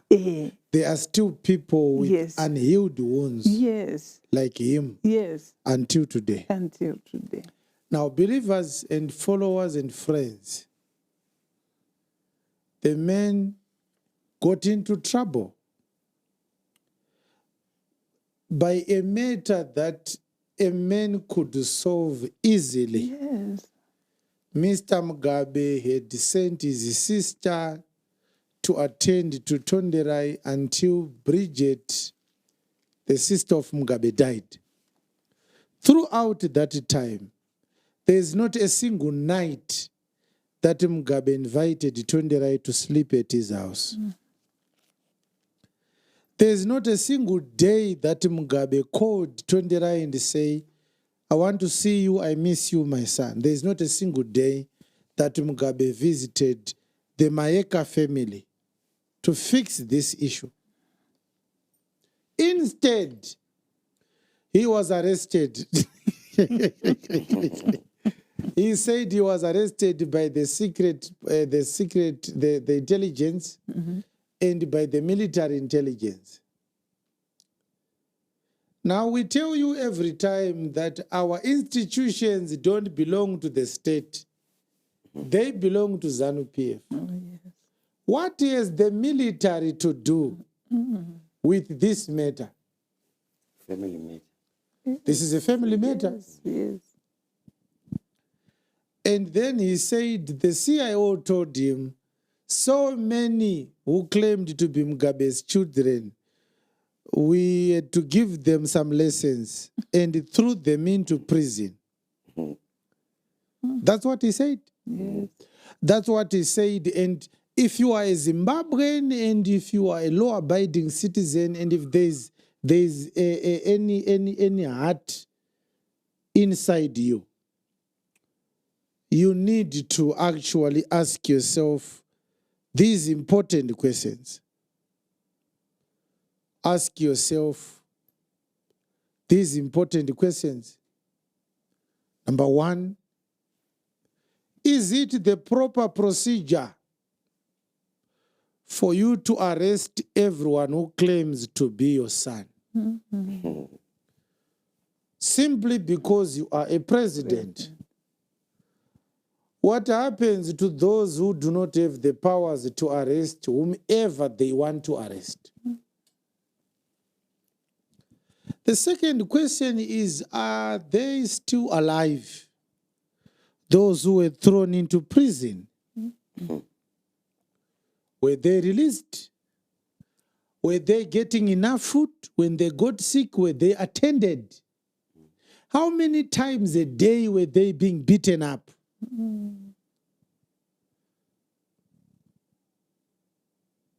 What was Mugabe hiding in arresting those who say we are Mugabe's children? An innocent man does not behave like that, because it's not a crime to have children. He could take his DNA sample, give them to a lab, tell them, anyone who claims to be my son, take him and compare his samples with mine.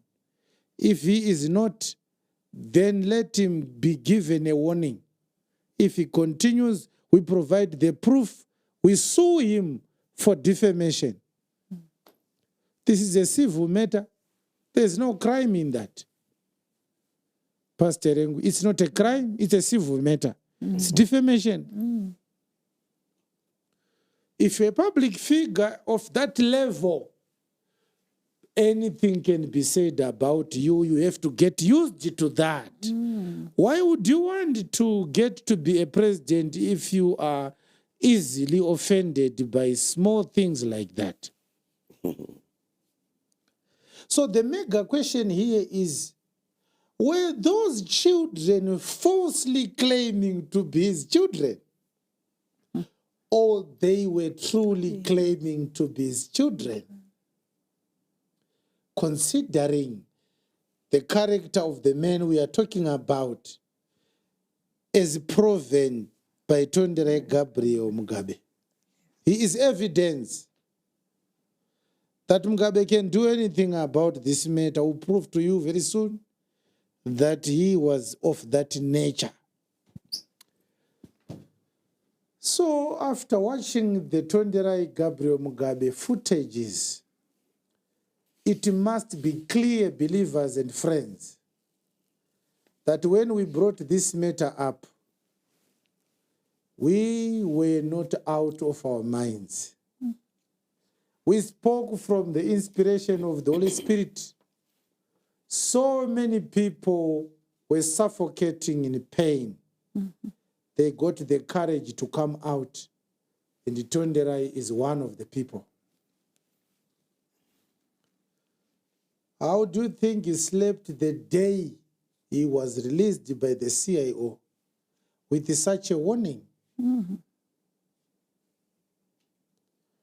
Don't talk about this matter. It's true, but don't talk about it. I don't want to provoke anyone. I don't want. I want to be very peaceful tonight. But I just want us to think about the conduct of the other children of Mr. Mugabe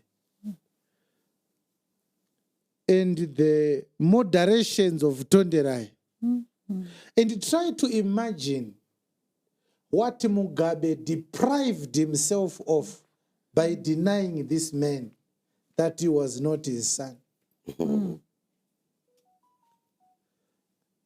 On the 2nd of July 2025, the younger son of Mugabe was held before a court in Mazowe there for bringing hooligans to beat up farm workers. Some had fractured skulls because they were beaten with blunt objects. Do you know how much Bellarmine was forced to pay as a fine? $200 as bail. munhu akatsemura musoro wevanhu nesimbi akabhadhariswa $200.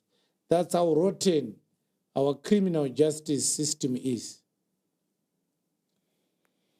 Why was he beating up farm workers? Well, because some people had trespassed through the farm. That is just why he brought hooligans to beat up his farm workers. That is Mugabe's second son with Grace. Ukakompea vana vaakaita naGrace ukompea Tonderai, unoona kuti zvaa zvakanakira Mugabe.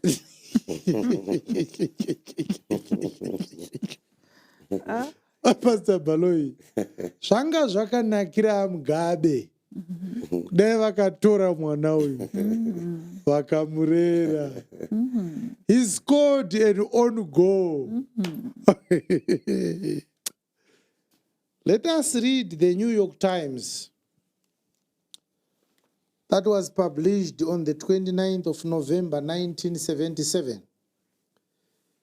This is it was retyped. The original one is faint, but everything said in this one is exactly what was reported in the original newspaper. And that disclaimer is there, which says about the archive. Salisbury, Rhodesia, 28 November. The Rhodesian government said today that it had carried its fight against black nationalist guerrillas deep inside Mozambique, last week killing at least 1,200 persons, smashing 2 guerrilla bases and destroying much war material.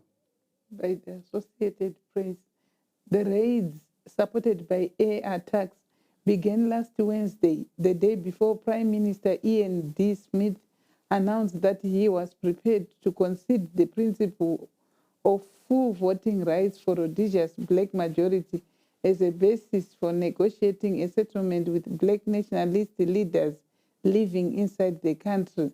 The military operation, the 4th major one into Mozambique, to be officially acknowledged by Rhodesia, ended yesterday, a communique said. Yes. The Rhodesian command said ground and air forces acting in the interest of self-defense smashed the guerrillas' main base camp at Chimoyo, 54 miles across the border, and the second camp at Tembwe, 132 miles inside Mozambique, in the northwestern province of Tete. It said Rhodesian casualties in the raids were 1 killed and 8 wounded. The Mozambican press agents accusing the Rhodesians of slaughter said more than 80 people, mostly women and children, were killed in the Rhodesian attacks on guerrilla transit camp near Chimoyo. Reuters reported from the Mozambican capital. The Mozambican account said that the Rhodesian attack against the second camp had been repulsed, with 5 Rhodesian soldiers killed. The raids ended as Prime Minister Smith was making plans to meet with the Rhodesian black leaders, Rhodesian-based black leaders. Nationalist leaders who are conducting a guerrilla war against the white minority government from outside Rhodesia denounced the Smith proposals and vowed to continue fighting. The military command said Rhodesian troops had not clashed with Mozambican troops. The aims of these combined air and ground actions were successfully achieved, the military said. Large quantities of war material, including weapons, inciting weapons, vehicles, ammunition, fuel, buildings, and documents were destroyed, it said. Intelligence sources said both of the camps were strategic bases for guerrillas of Robert Mugabe's Zimbabwe African National Union, largest of the 2 guerrilla armies fighting to topple the Smith government. Officials said they believed Mugabe has about 9,000 men, more than 3,500 in Rhodesia, and the rest in Mozambique. 1,200 guerrillas were killed in the raids, it would mean he has lost more than a fifth of his forces in Mozambique. Okay, let's end it there. I'm very interested in the children that were mentioned here, where it says the Mozambican press agents accused the Rhodesians of slaughter, saying more than 80 people, mostly women and children, were killed in the Rhodesian attacks. Guerrilla transit on a guerrilla transit camp near Chimoyo. So I want you to keep this in your minds. This is now a report that was written in the ZANU-PF Patriots, which is the ZANU-PF Patriots Library. It was written 4 years ago by the admin of this ZANU-PF periodical called Tinashe Mukori, who still writes for this ZANU-PF Patriots Library. So this article was written by ZANU-PF and published in Zimbabwe on the 23rd of November, 2 years ago. It was written as a memorial for the Chimoyo attacks. These are the planes that the Rhodesian army used to bomb Chimoyo. And we want to read this article so that you can see that ZANU-PF themselves confirmed Tonderai Mugabe's account concerning Osibisa. And we have put this article on the description, and the link is there. So that you can verify that it was not doctored, we didn't add anything. Yes. Today, the 23rd of November, we remember the massive attack on ZANLA's Chimoyo camp in 1977 by the racist Rhodesian regime of Ian Smith. Yes. Many died on that particular day. Many died on that particular day, ZANU-PF is saying. And those that remain shed tears each time when they think of that gruesome attack when the enemy crept on them. The ZANLA Chimoyo base camp in Mozambique's Manica province, some 90 kilometers from the Zimbabwe border, was ZANLA's biggest military camp in that country and its military headquarters, with several camps in one sub-camps included Pesintin, recuperation camp for injured freedom fighters, Osibisa for women, Chindunduma for freedom fighters of school-going age, and Takawira Base 2 military training camp, among others. So I wanted to just say I put those words in bold. Yes, for emphasis. Yes. In the article, the words are not in bold. So I want you to see how subtle ZANU-PF is. Hey. There is Chimoyo base, but there are sub-camps around the Chimoyo base camp. All right. Several of them were bombed, including Pesintini, which is a recuperation camp for injured freedom fighters. Then there is Osibisa for women. Now, they did not say for women and children. No. As we see in the New York Times report. Why? Because ZANU-PF does not want to explain where did the children come from during the war. How did we know now that their children, they were children at Osibisa? Number one, the New York Times reported about it. Number two, I spoke about it as early as 2022. Number three, Tonderai Gabriel Mugabe was raised and born at Osibisa. Chindunduma was for freedom fighters of school-going age. Yes. Takawira Base was military training camp, among others. So by writing this, they've already told us that nothing else was happening at Osibisa that has something to do with the war. If you want training, go to the Takawira Base. If you are a school-going freedom fighter, go to Chindunduma. If you are an injured war fighter, go to Pesintini. And now look at how very unwise they were. They write that Osibisa was a base designed for women. As though men and women warriors lived in separate camps.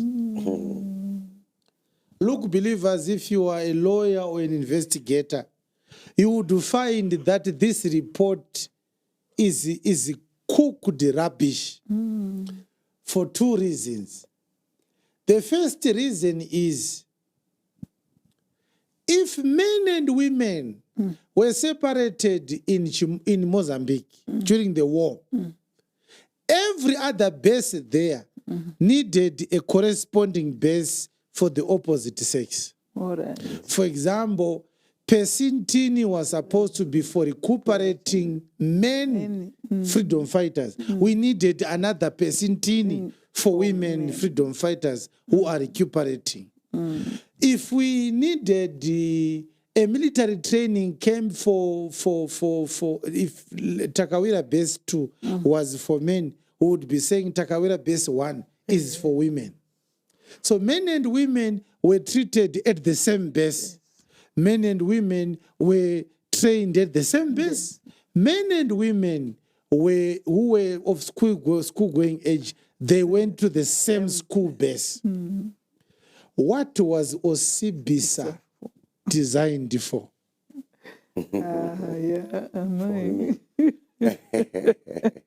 That's not true, Pastor. Osibisa was not designed or built for women. Osibisa was designed for pregnant women to take them from the other camps because it was embarrassing. It was embarrassing for the male soldiers who are being forced to control their libido. But seeing their seniors in the tents with the girls, getting them pregnant, it was going to affect the morality of the morale of the soldiers and the morality as well. You understand? Yes. So whoever wrote, we know who wrote it. It's Tinashe Mukori. Tinashe Mukori, I'm very sorry. You need to go back to the School of Journalism. You have exposed.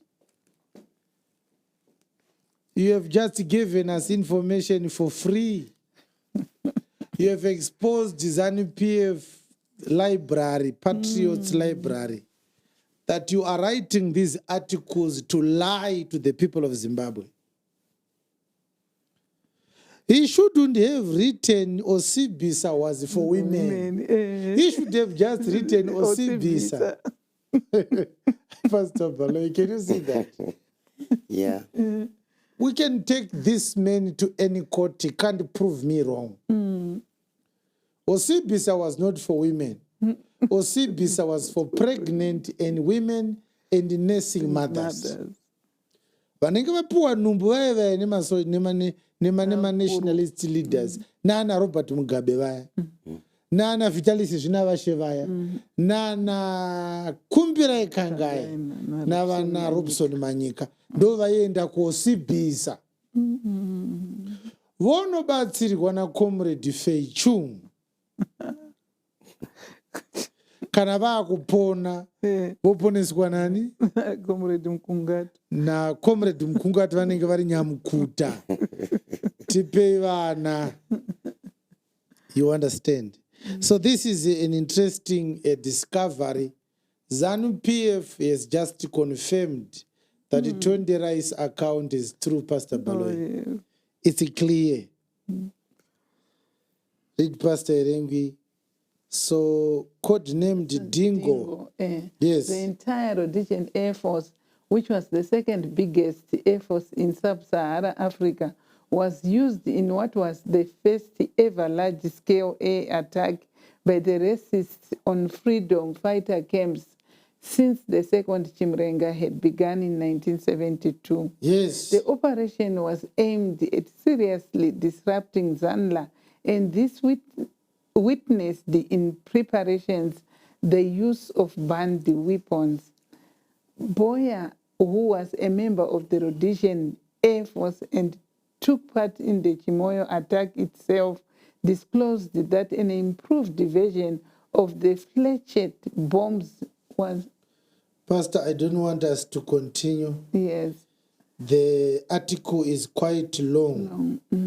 It continues to talk about the weapons Yes. that the Rhodesian Air Force deployed and how much it affected our people who were bombed. We know of the mass graves at Chimoio, and those are sad stories. We know our parents and our brothers and sisters perished in Chimoio. There is no sane person who can say that was a good thing or they don't feel anything about that. We condemn the Chimoio bombings by the Rhodesian Air Force, and we regret the lives that were lost in the Chimoio bombings. The people who died there were our brothers and sisters. Their intention for going to Mozambique was to liberate our nation, and therefore, this is not something we are ambivalent or indifferent about. However, the subject matter is not the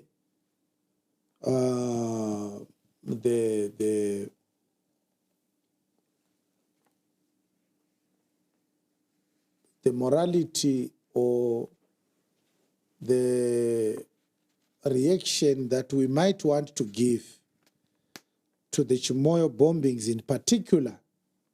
We read this article to confirm Osibisa, to confirm that there was indeed Osibisa, to confirm that Osibisa was designed for women, which in itself is questionable. And we now have different accounts collaborating with what we are saying and corroborating what Tunderai has just said. Pregnant women were sent to Osibisa to give birth there. We have names of the women who were in charge at Osibisa. We have Comrade Feichung. We also have Comrade Mukungatu, who was at the time, who is still working at Rusape General Hospital. Maybe she's still there, we don't know. What this does is that ZANU-PF can no longer lie to us that there was no Osibisa.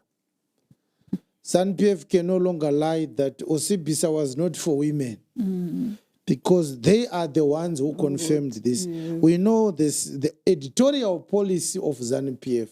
You don't publish anything in the name of ZANU-PF without passing or running it through the seniors so that it can be censored and it can be okayed. You can write it, you can now publish it.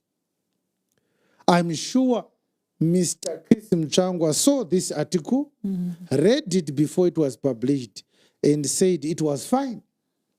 Maybe there was something more in this article that was taken out because that is part of his job at ZANU-PF headquarters.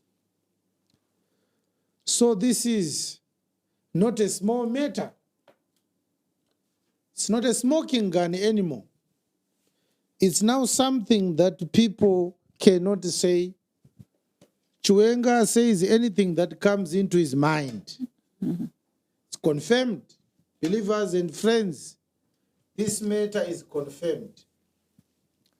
Women were getting pregnant during the war. And we know of a surety that some of them got pregnant unwillingly, involuntarily. They were sexually assaulted. They were forced. They got pregnant. Some of them never saw their children at all. They only know that they gave birth. Some say those children, some of them were killed at birth. Some say they were donated. Some say they were given to different orphanages. There is a way to stop these speculations. The government of Zimbabwe should not stay quiet about this. It's not going to go away. We still have women, war veterans today. Comrade Mandishimene is still alive. Joyce Mjuru is still alive. Comrade Mukungatu is there. Comrade Feichung is there. And so many others. Some of them are still in government today. They have to come to the party and force their party to say, make a public admission that, of course, there were mistakes that were made, just like in any war. There's no war that is perfect. Otherwise, if there was perfection, there wouldn't have been a war in the first place.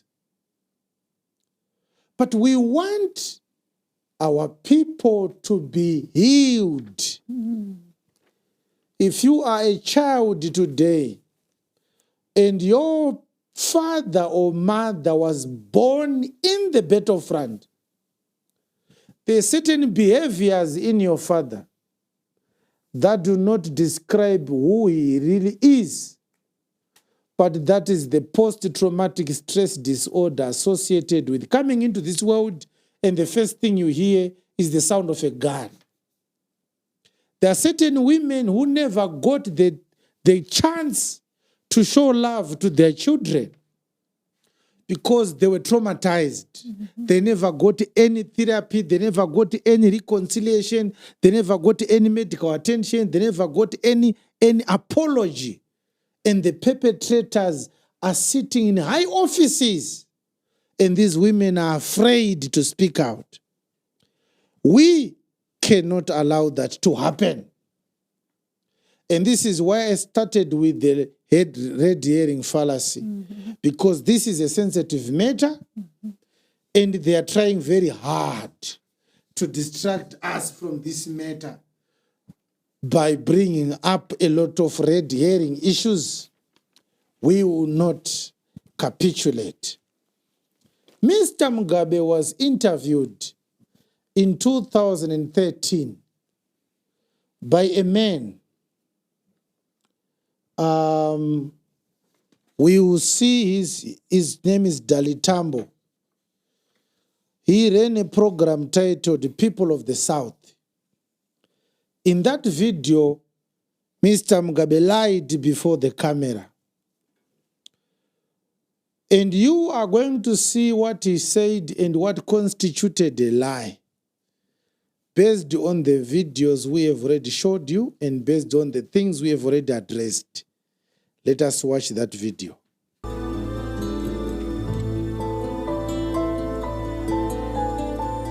Mr. President, one day you walk into one of your offices and you see a beautiful young lady. Her name is Grace. What catches your eye about her? What made you attracted to her? Well, it was not just the fact that one was attracted. After Sally was gone, Yes. well, it was necessary for me to look for someone. And even as Sally was still, going through last few days. Although it might have appeared to some as cruel, I said to myself, well, it's not just myself needing children. My mother all the time said, am I going to die without seeing Grandchildren. grandchildren? Your vaccine. So I decided to make love to her.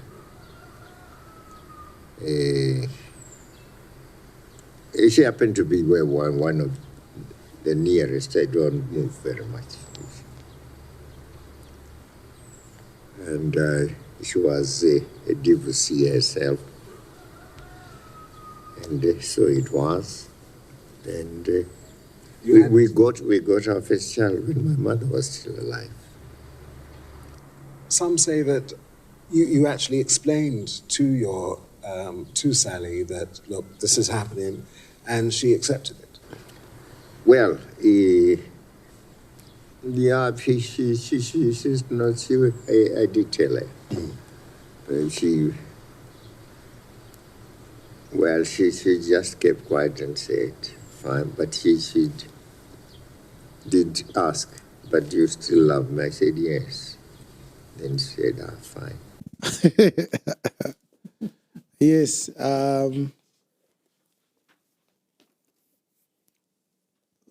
I want to give you dates of what happened in the Mugabe family.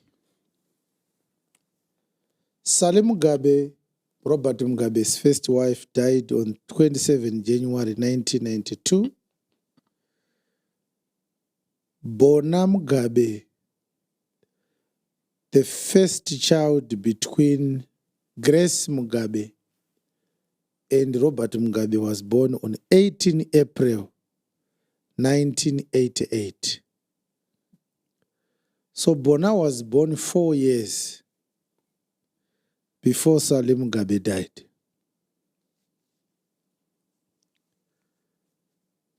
Now, that's something that you might want to think about. I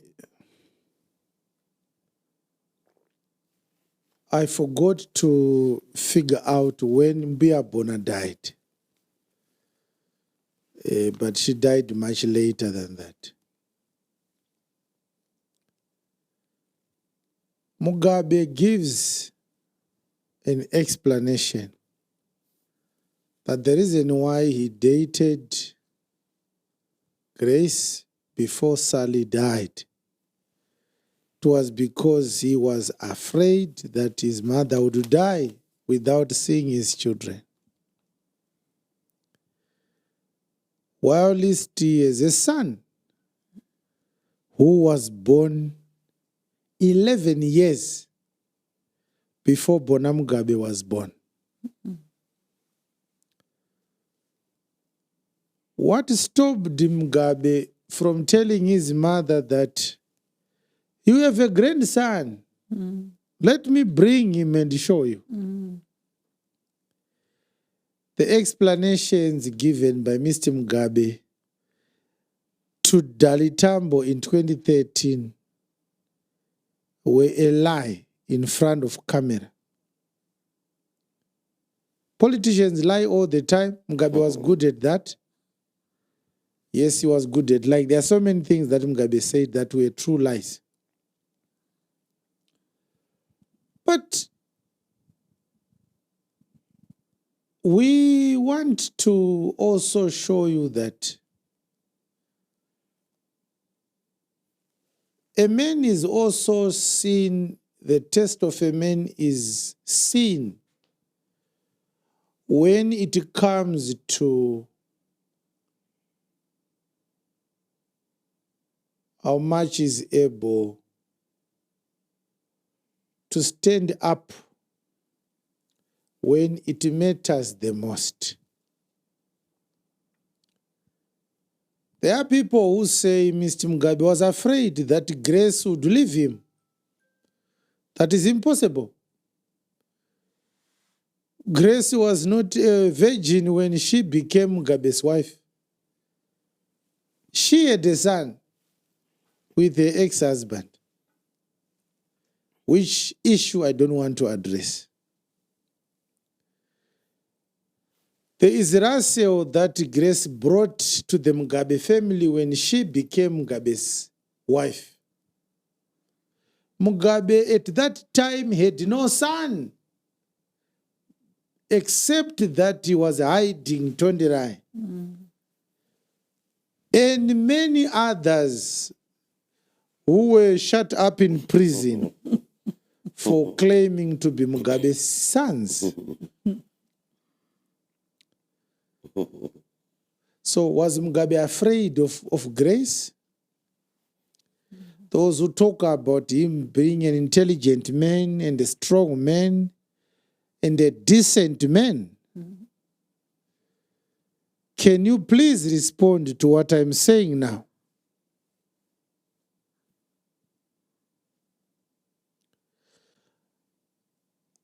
I don't think you heard what Mr. Mugabe said. I know some of you love the hype and not the details, but the devil is in the details. Mr. Mugabe himself said, I was walking in the office and I saw a woman and made love to her. He did not say, I proposed to her. Now, I don't know what is your definition of the phrase made love. Something that I don't think I should address with its particularities from this very platform, but in case you have a short memory, let us play it up to that very part only, so that you know Chiwenga did not miss here our president. Remember, this is the president who is prepped up before he goes before the camera. The talking points are written for him and he rehearses them. He discusses with the interviewer, don't ask me this question, don't ask me that question. He is the most powerful man in the country. I think the truth came out of him like diarrhea. Let's watch it again.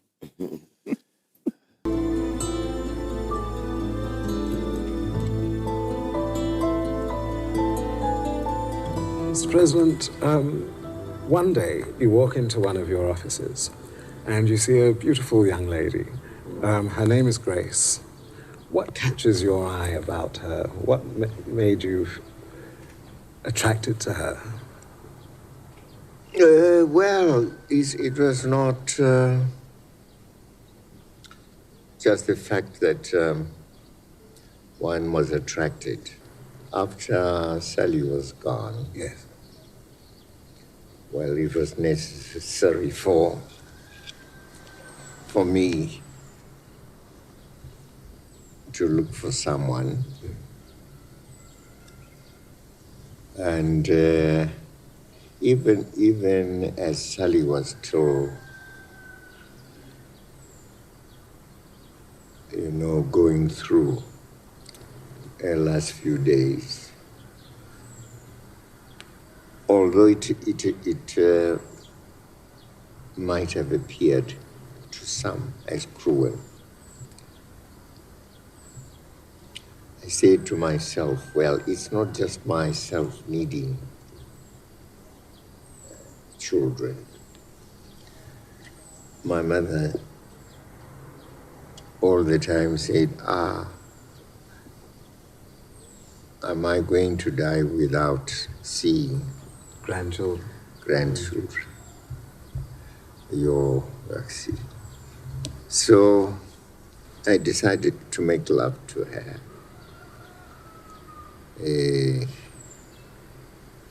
She happened to be one of the nearest. I don't move very much. Right. My human and Ubuntu side is leaning towards wanting to give Mr. Mugabe the benefit of the doubt. That is an old man. Maybe he wanted to say, I decided to propose love to her.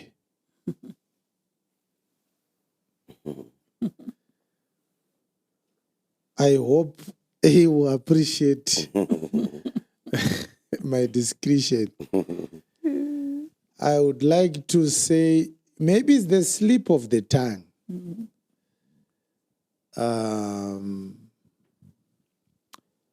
But it also raises a lot of questions.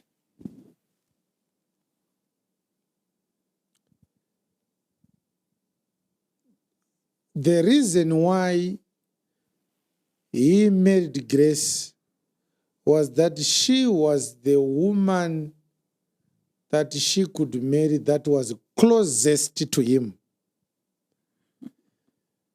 He said it. He said, I don't go around a lot.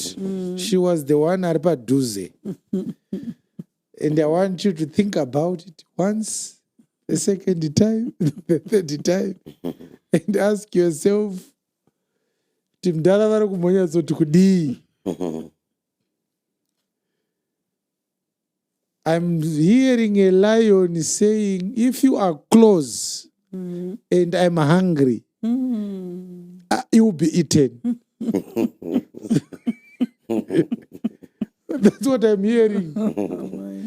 And I don't know if Mama Gucci watched this video, how she felt about it. The reason why I'm in this marriage, I was the closest available. Pastor, you are a lady. Would you like your husband to speak about you like this? No, not at all. It would mean otherwise.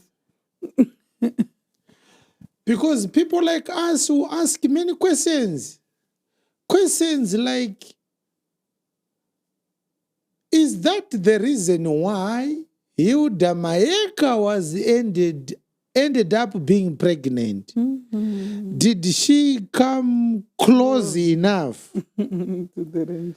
to the range? Unzwakaita close range. Iye munhu ataura ega pachena kuti kana zvikandibata ndikanzwa nzara ndisingade kumhanyisa ndongozotsvaga ari padhuze ndototsenga. We want to know whether Hilda Maeka, Tondera's mother, was close enough that as a man who doesn't go around very often, he helped himself. The third question is, how many secretaries who were close enough but who were not good enough to be his wife? This is the reason why sensitive information, you should only share it when you are still strong. You are able to be making the right judgment. I should say this. I should not say this. Mr. Mugabe kept himself a secret man for literally 95 to 99% of his life. When he was at the twilight of his life, he then decided, I must say a few things before I go. And then he ended up releasing more than enough information that then caused us to look deeper into his psychology, of course, and value system and all that. You must remember, people, that when you are a president, you have the entire nation at your disposal. Mr. Mugabe could find a wife from any corner of the country. And that woman shouldn't have been a divorcee because that costed Mr. Gorera's freedom. He ended up living in China for the rest of his life. Mr. Number One in the country, you decide to take a woman who is another man's reject. Why? And this is something I'm still thinking about. I'm realizing that it's happening a lot these days. Our men are now in love with rejects everywhere they go. Saka rumwa idzodzo nezvikara ndo dzamuri kuenda nadzo kumichato. There was no desperation for Mr. Mugabe. To be honest, he wasn't a desperate man. That Biabona was getting older could have been a reason why he needed to marry another woman before Sally died. But that woman could not have been a woman who has just come out of another marriage. With a man serving in the military, where you are the commander-in-chief. We are looking at his value system. Mwana wako uyu Gorera zawe anenge ari mwana wako. Wotorera mwana wako mukadzi mangwana oya oti good morning say. Zvinofamba sei. Let's leave the morality of Mr. Mugabe's decisions aside. We wanted to talk about this in particular to show you that until he died, he never considered Tonderai a son that needs a father. And if Mr. Mugabe is the archetype of decency in ZANU-PF, whom do we expect to have done better? Tonderai is arrested, is told by the CIO, you are lucky, your father has confirmed you. Go home and stay quiet, otherwise, unopinzwa mukati. Otopinda mba, tonde oti, hai, mdara kariga mumbandi, but ndapinda mukati papa. Pamwe wangu ari mukati izvezvi. Uku mudhara ari kuisa interview 2013 iyoyo yaakatangira kufambira nyaya dzitonderai ndo yakaitwa interview naDali achitaura kuti ndandisina mwana ndosaka ndakatora gire. Aiwa handizvoba. I want you to see the caliber of people we have, the deception they have, their carelessness and their lack of regard for anybody's feelings. As a president, he must have been asking himself, the Mayekas are my in-laws. When I give a speech as a president, can the Mayekas listen to that speech? Because the Mayekas are the father to Yuda, the mother of Tonderai. Ndo vatezvara vake Mugabe. Kana uchinzi uri president, unongoida kuti kana wataurawo watezvara wako votaiwa. Mukosha wangu ari kuziva zvaari kuita. Vamayeka ndo vari kuenda kunoparapatika kutsvaga mari yekuendesa Tonde kuchikoro. Iwe uri kuLondon uchitaura chirungu chisingaite kana uchitodzoka ikoko uchidzadadisa. Avataura chirungu varungu vakaita confused.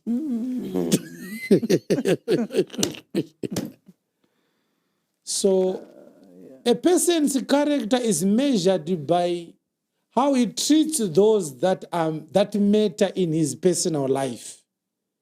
You may be a darling to the whole nation, but if your own brethren don't have anything good to say about you, then it's a big problem. And then the last issue concerning Mr. Mugabe is, if he was able to do this to his own blood son, how much damage did he do to those that he regarded as his enemies? Tonderai did not harm Mugabe in any way. He was just a child. His fault is that he was born.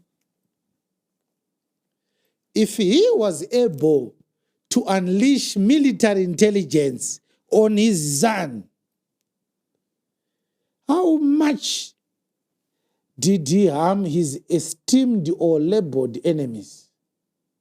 You can see when he was speaking Tonderai that he kept on saying, my father was difficult. You know, bad things could happen to you. Even Tonderai knew that my father is cruel. If I don't tread carefully, I might disappear. I want to submit to Zimbabweans that we are going to need to reset our nation to factory settings. This is not normal. And if we are normal, we mustn't be quiet about it. Everyone with a mouth must talk about this. Everyone with a social media account must write about this to hold our leaders accountable. Unless we are animals, all of us. You understand? Now, I also wanted to ask this question.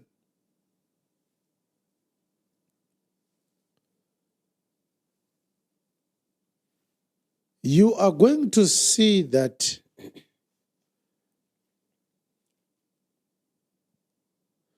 we have just spoken about the abuses that women encountered during the war. When these nationalists and soldiers did not have political power to govern a nation, they were fighting the establishment of the Smith government. At a time when they did not have the police on their side, at a time when they did not have the judiciary on their side, at a time when they did not have every road to their side, they can man a roadblock anytime. They were a small army trying to dislodge a big army, but they already showed tendencies of cruelty, callousness, and gross violations of people's rights and freedoms. And this is what we are saying, it should be discussed. Because we have millions of people who fell victim to this matter during the war. Come 1980, these people gained political power. They now have all the courts on their side. They now have the police on their side. They now have the Air Force on their side. Remember when they were guerrillas, they did not have any Air Force. They had an Air Force when they won the election. How many people have been victimized to date by the same system? Because they've become more powerful now than they were in 1977, in 1976. In 1976, there were political refugees in Mozambique and Zambia. Now they are now the powers that be. How do you think they are dealing with our brothers and sisters? Just think about it. These are issues to think about.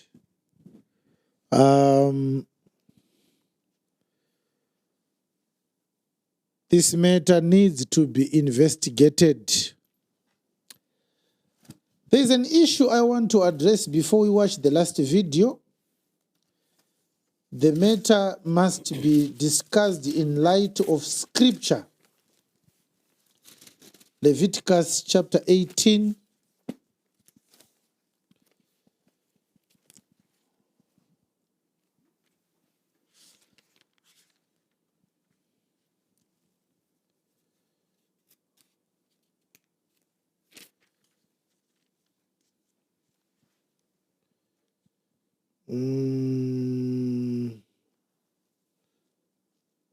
Let us read Leviticus chapter 18, verse number 20. Moreover, thou shalt not lie carnally with thy neighbor's wife to defile thyself with her. And thou shalt not let any of thy seed pass through the fire to Molech. Just verse 20, just verse 20. Moreover, thou shalt not lie carnally with thy neighbor's wife to defile thyself with her. Thou shalt not lie carnally with your neighbor's wife. Yes. Verse number 16. Thou shalt not uncover the nakedness of thy brother's wife. It is thy brother's nakedness. All right, all right, all right. Now, I want us to read verse number 24. Defile not ye yourselves in any of these things, for in all these the nations are defiled, which I cast out before you. Yes. And the land is defiled. Therefore I do visit the iniquity thereof upon it, and the land itself vomits out her inhabitants. Right, right, right.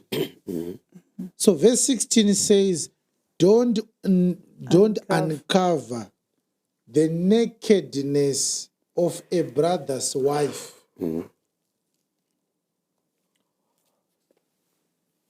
The multiplicity of children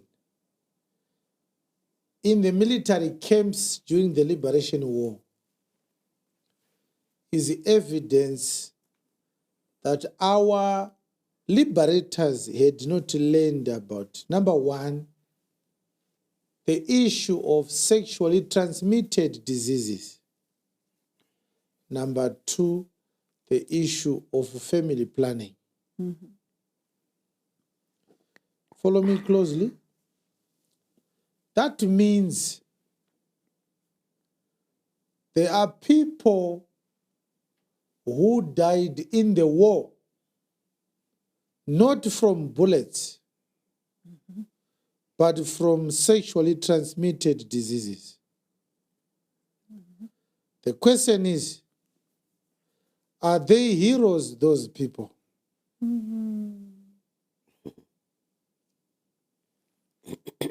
Are they heroes? The second issue is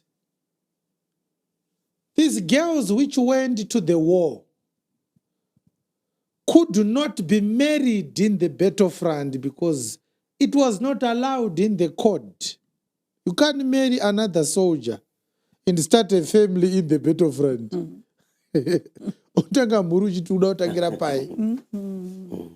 So what it means is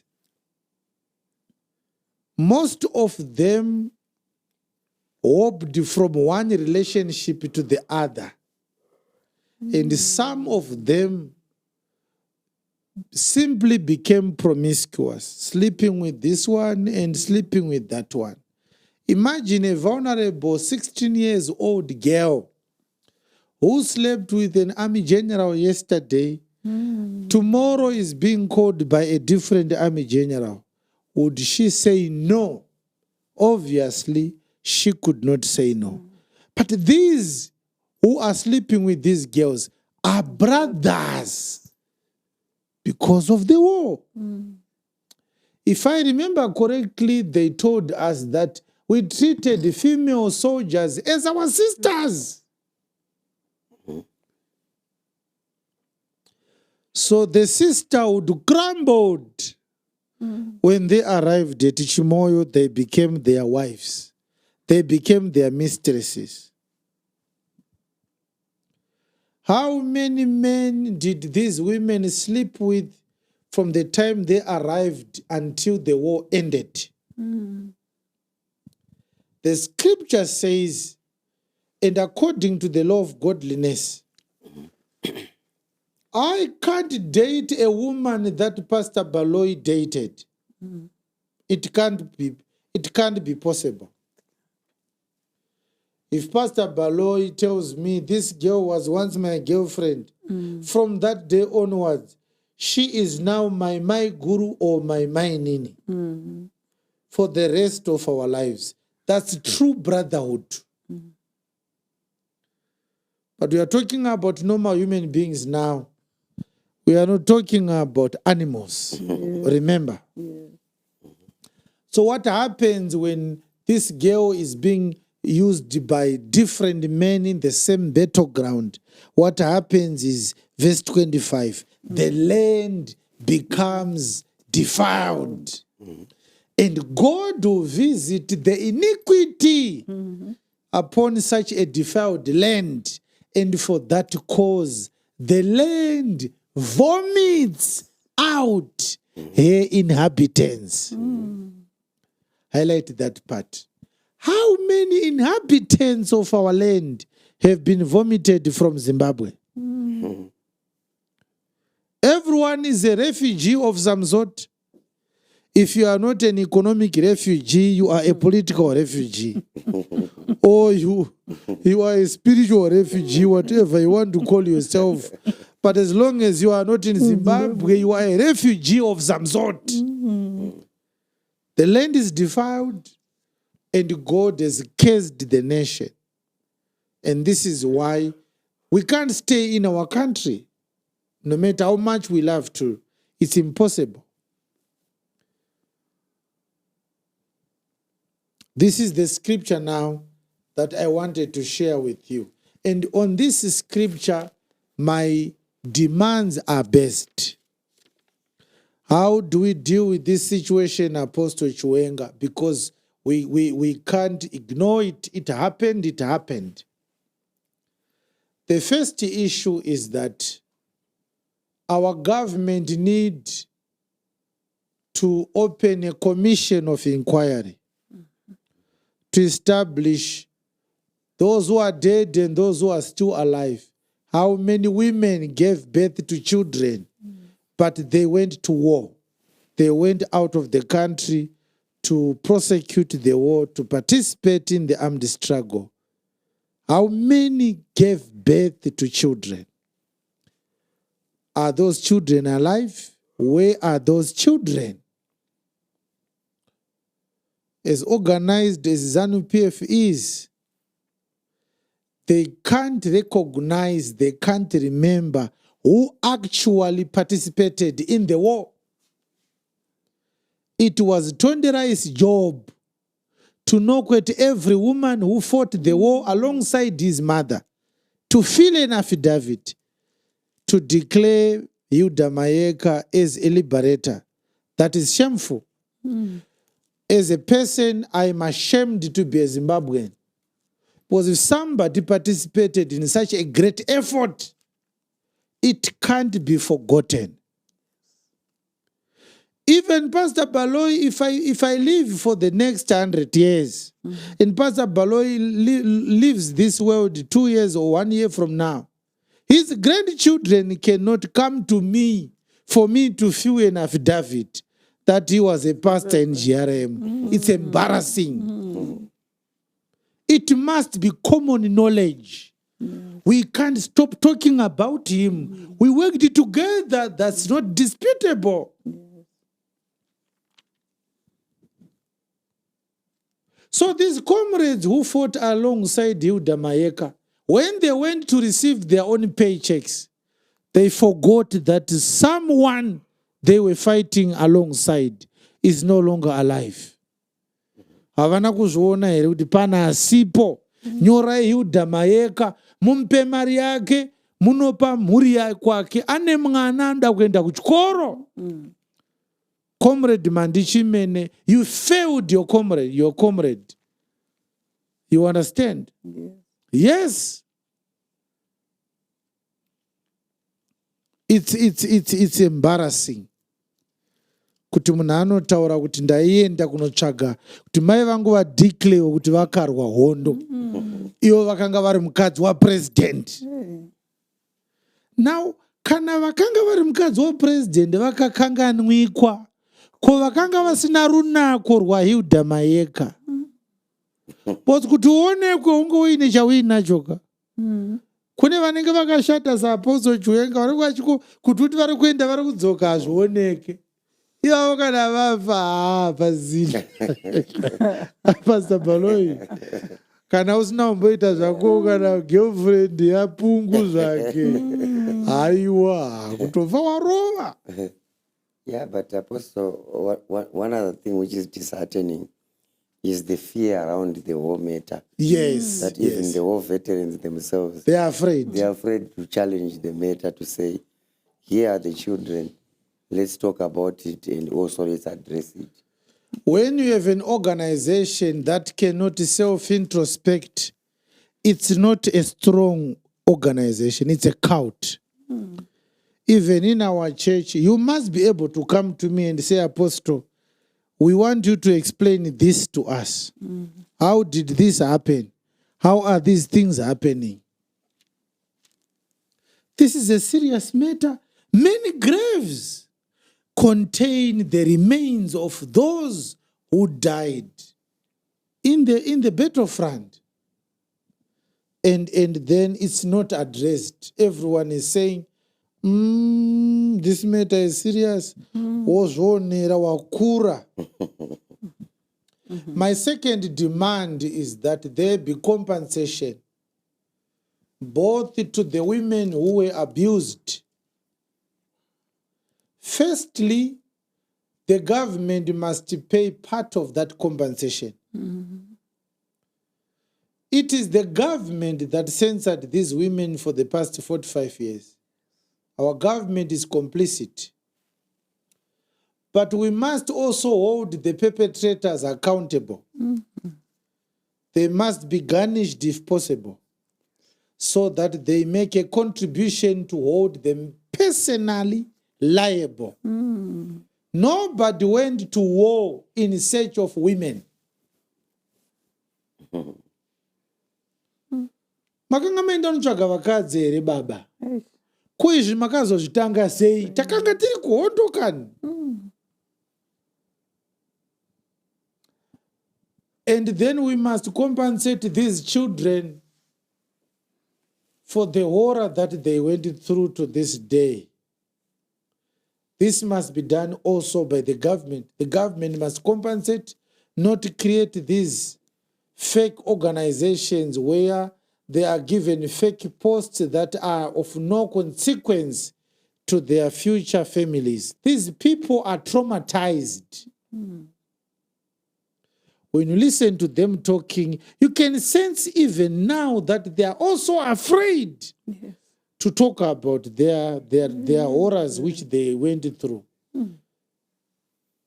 We must be ashamed as a society that we are not willing to talk about the things that are affecting some of our brothers and sisters. We must say, shame on us. But our government has been like this from the beginning. 12-year-old girls, 10-year-old girls are getting pregnant right as I speak now in churches like the Marange Church. And our government knows it. Our government gets votes from Marange Church. They will never speak about it. Think about it. If Pastor Balo had gotten a 12-year-old girl pregnant, how many people be talking about it every day? Marabauma, maprofita, maprisite kwa marangi. Kutaura kuno varu kugara nevana, vane ma 12 years, vane ma 13 years. Some of them are dying trying to give birth. They do nothing about it. They say nothing about it. You understand? But what they do is when they see somebody who is vocal and they can't pin anything on him, they create stories that are funny and they push it so much, trying to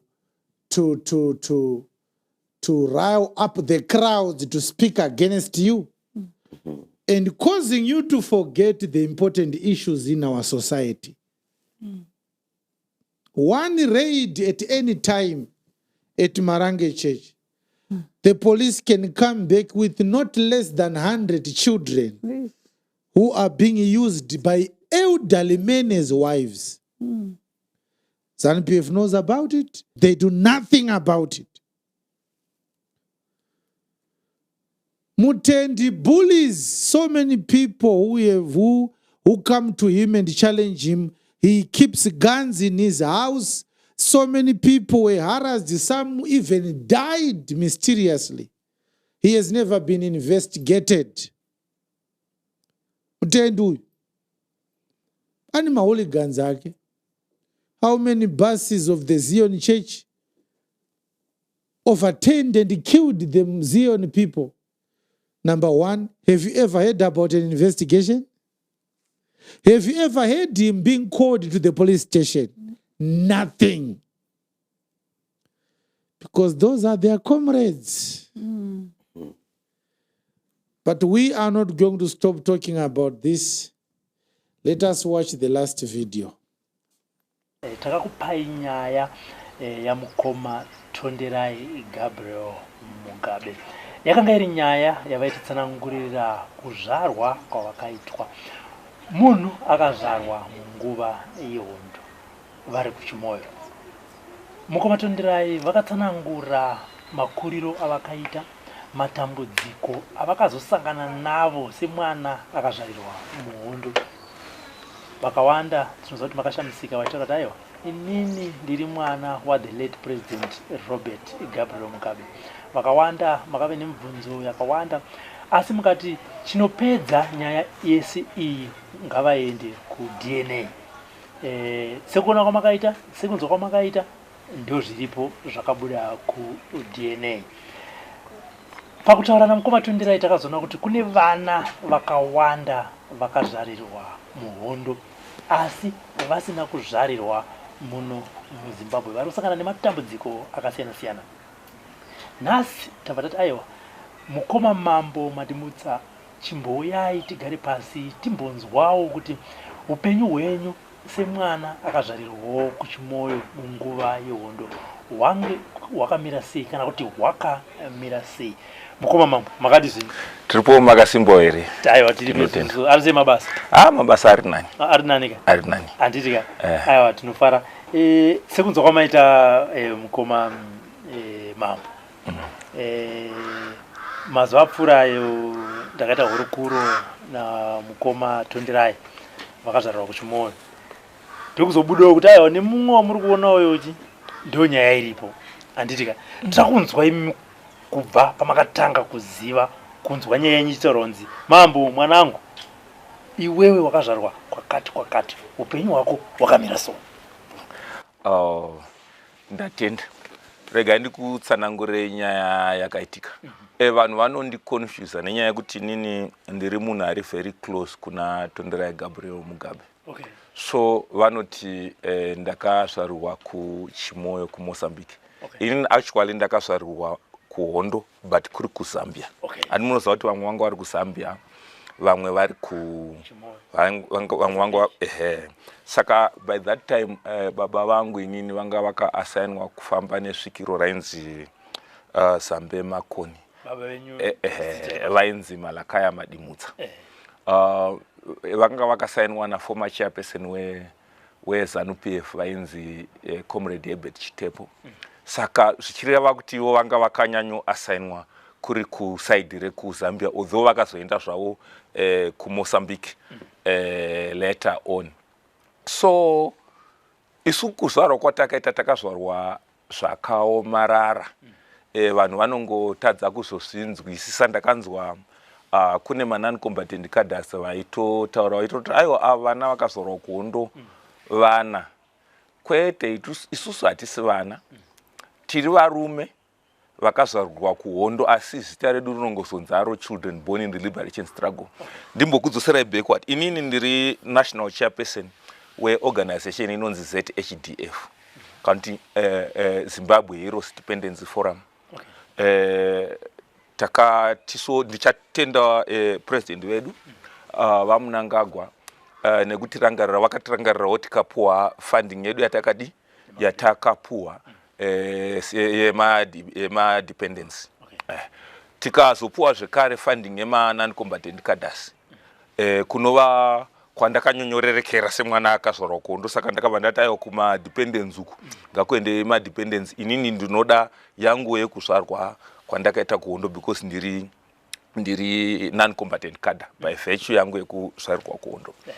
Nekuti zvanga zvakaomarara, vanga vasiko ndivo vanogona kuzotaura nhoroondo dzekwavasina kuswera. Kuzvarwa muhondo hachisi chinhu chiduku.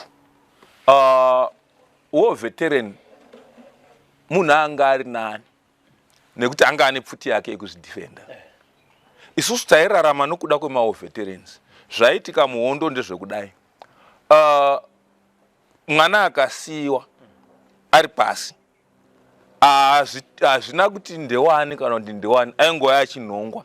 Kwaaendeswa akasa-identifyiwa kwaaendeswa ikoko zvatovharana zvakadaro. Saka kwaifiwa ende vanhu vainyanya kufa tisu vana because tanga singakwanisi kuzvidefenda. Ende mukatoona kazhinji kacho muchitaura nesu so mukanyanyotarisisa vana vakazvarwa kuhondo muchitaura nesu munoona tinenge tichiswedera padhuze tekeda kuti tinzwe. Nzeve idzi hadzinzwi nenyaya yekuti kuputika kwaita mabara, kuputika kwaita mabhomba. Nzeve dzema-war veterans vechikura vanga vari vanhu vaitoziva kuti tiri musituation iyoyo. Saka they were prepared zvinhu izvozvo and they were trained kuti zvinhu izvozvo zvichaitika. But isusu nekuda kwekuti takaberekerwa ikoko, handiti muri kuona, tanga tiri vana vachechi, waingozonzwa kuti bhumu usingazoti kana nzeve dzako dzatoenda zvatovharana zvakadaro, kana maziso aenda atovharana zvakadaro. Saka ndinodawo kuti president vedu vaMnangagwa chichemo chandinoda kuti tisvitse kwavari ndiwo commander in chief, variwo zvekare first secretary vepati yedu yeZANU-PF. Kune vamwe vana vatiri kukwanisa kunosvika kwavari, vamwe vakatodimbuka makumbo kutoti vatonzwa maprograms akadai kunzi vana vakazvarwa kuhondo muri kubatsirika makadai, havakwanise kuaccessa zvinhu izvozvo. Saka zvinhu zvandaitokumbirawo kuti president vedu vagozonyanyotarisisawo ipapo. Ndichavatendawo kuburikidza na-advisor wavo, special advisor wavo vatungwarara nemari dzavakatipa. Tiri kutenda zviri kuratidza kuti zvakutanga kufamba ende zviri kuratidza kuti ende vanhu vari kuratidza kuti iko zvinezvi now they understand kuti mari dzatiri kupuwa ndedzemaproject ende dzinofanira kuti dzidzoserwe. Handiti muri kuona, ndo matambudziko atiri kunyanyosangana nawo sevana vakazvarwa kuhondo. Kozoita nyaya yema-estates. Nyaya yema-estates iri kunetsa.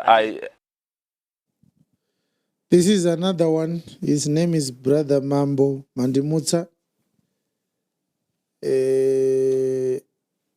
Yeah, it's very sad.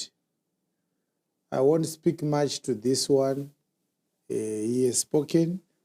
We have also put the link of the entire video in the description for you to view this, and we want to continue to thank our brother Robert Tafumane for interviewing these men. Bit by bit, slowly but surely, the truth is coming out. As you can see, this video was recorded on the 18th. Yes, it's a day or so ago. It's the work that Brother Robert Tafumane is doing, and we feel that it's also confirmation that when the true church, us speak, we are being heard. And we want to thank God who is speaking into the hearts of his people. Because myself and these other ministers I work with, we have no capacity to convince people to stand up like this. Mm-hmm. These people are being moved by God. Even though these guys are saying they want to thank the president, it's shameful when you hear what they are thanking the president for. The president is creating organizations for these people and giving them positions. Brother Tundirai is a national commissar for an organization called Children Born in the Liberation Struggle. Brother Mambo Mandimutsa is a member of the Zimbabwe Heroes Dependence Forum. How many organizations do we need for the same people?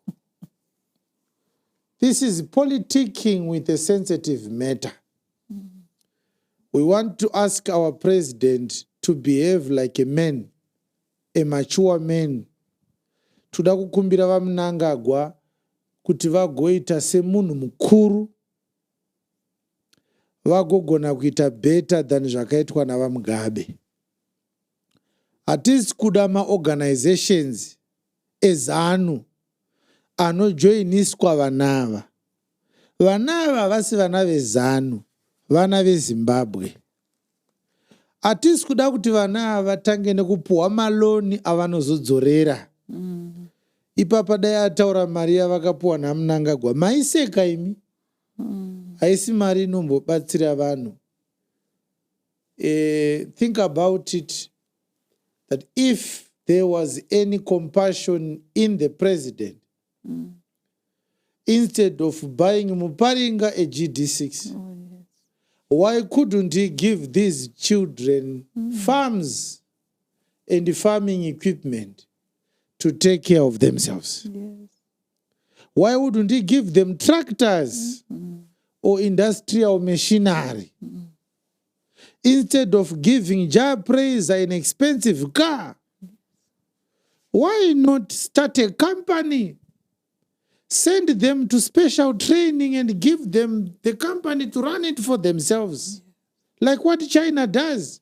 China trains you, starts a company, and gives you the capacity to run the company.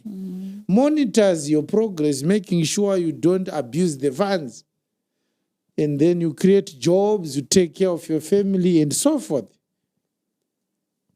And what I was saying earlier on, that these people have more traumatic experiences than trained soldiers during the war. Yes, he said it himself. Yes. Now, we are demanding, as the true church, that the government, and not ZANU-PF, calls for a national meeting where every child born in the war should attend, and that the other things I said earlier on should take place.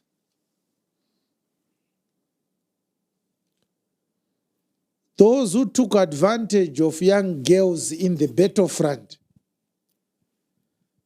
they should apologize, not only to the people that they victimized, but they should apologize to the nation.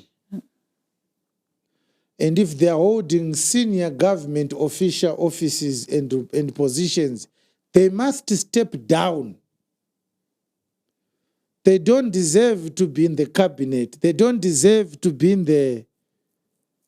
the parliament. You are not a leader if you do that. You are not a leader. Kuondo kwatiri kutaura uku. Hakusi kupungwe kana kuti kupfonda kwainzi vanhu vaidanana zvavo kupfonda. Vane vachinakidzwa zvavo vachiita zvavo ngoma yavo. Hapana, kwakuri kuhondo. Kwanga kuri kuhondo, pastor. Yes. And we want the government to offer scholarships to children of these children. Oh, yes. Because they are now old, but they never got a chance to get a proper education. The government is at fault. Because if the government had taken responsibility early enough, in 1980, 1981, 1985, 1987, these Mambos and the Tonderais could have gotten quality education. They could now be able to take care of their children. The government must pay school fees for these men and women's children. They created this mess. They must fix it. Otherwise, we will continue to be spewed out of our nation as a result of the case that I spoke about.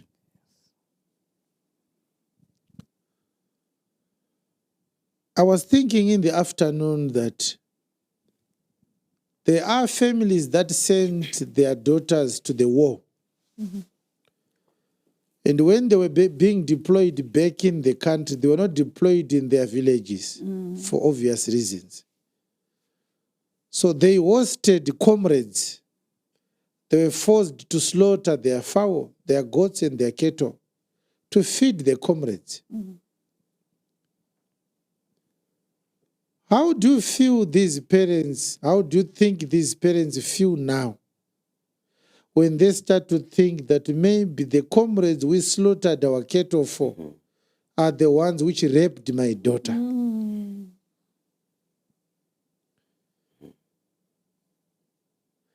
Comrade vaya vaishaura tora sabhuti ende papungwe veve. Ndio vakanga vamitisa mwana wangu kuhondo. Inchiti mwana aenda kunorwira nyika. Mwana wangu anga akazvitakura. Fei chungu anozviziva.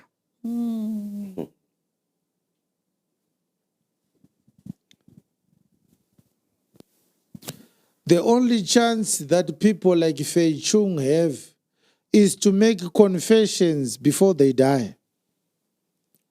Otherwise, they will not see any heaven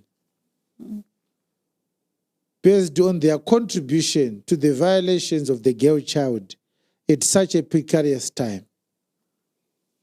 People like Joyce Mjuru can equally speak about this if they care about our nation. These things happened 45 years ago. There's nothing to protect anymore. But they have to be addressed. And we are speaking vociferously like this because we are running out of time. Both the victims and the perpetrators, they now have a short window before they die. And so our history is going to continue to be in contest. You now understand why I said the history you studied in school is bogus history. Pastor, did you read about Osibisa in your history books? No. Pastor Balo, did you read about Osibisa? I was actually surprised. All right, believers. That's what I wanted to share with you. And my friends, I want those that are in the corridors of power to know that fixing our nation will not happen with the continued victimization. There are so many people who died for talking the truth. You won't fix a nation by trying to kill those who are speaking up or by trying to smear them up so that people won't listen. This issue now is actually an important issue to the whole nation. And we know what we are talking about. We can stand in court and defend ourselves if need be. We have the facts. We have witnesses. If we had a proper and a fair criminal justice system, but we don't have. We will never waste a moment of our time addressing the trivia you are throwing at us. We know why you are doing that. You want us to ignore and stop talking about important issues. But this is where we will get a blessing from God. This is where the nation will be healed. What are the chances that a son or a child born in the war with all the wounds and the trauma is going to turn up and to become a robber? The nation has robbed him. The community has robbed him. The government has robbed him. He has enough reasons to have a retaliatory behavior, Pastor, and say, I've lost enough. Dakuita binya, ogara vanhu muna mukuvisi. Makabinya amai vangu, makandikuvadza nzeve dzangu hadzichanzwa. Hapana kusiri kufa. Dakuzofa ndadhedhawo vangu. Our system creates monsters by itself. And that's what they don't understand. What we are calling for, it heals the nation. We can solve crime with what I'm talking about. Because somebody can get healing from just hearing, I'm sorry. That can be enough. And this is why, even though people are afraid of you, but the crime is increasing. Violence is increasing. Disorder is increasing. There's too much debt in the cities. And you are wondering, the people in this country are afraid of the government. Why is crime increasing then? Huh? It's called eye service. When you are a monster, people pretend to like you when you are around. People pretend to do the right thing when you are around. The moment you turn your back, they will destroy everything. The fear you talk about, it's fear when you are around and when you are able to see what they are doing. Uchingodarika so nezimu wani yako, unonzwa vichinzi apaka robwa nezuro manyera. They know kuti wangori ku state house wangwakarara haumbotibata. Fear does not change the society. The society is changed by objectivity, by a conscience, by reconciliation. When people are able to dialogue and say, look, we made mistakes, we are sorry, how can we fix this? Don't tell yourself that people are afraid of me, they will toe the line. Dictators don't have orderly nations everywhere in the world. Dictators do not have peaceful nations all over the world. There's always violence. There's always corruption. There's always deception upon deception. It's not working. Look at Harare now. It's looking like a shanty town. Imemichiti nyika yanovakwa nevene vayo. Evidence iripo ndeyekuti nyika iri kuputswa nevene vayo. Hapana evidence yekuvaka. Pane evidence yekuputsa. Come back to the drawing board and let's fix our issues starting from the root issues. We addressed the Kukurahundi genocide, and now we are addressing the abuses during the war.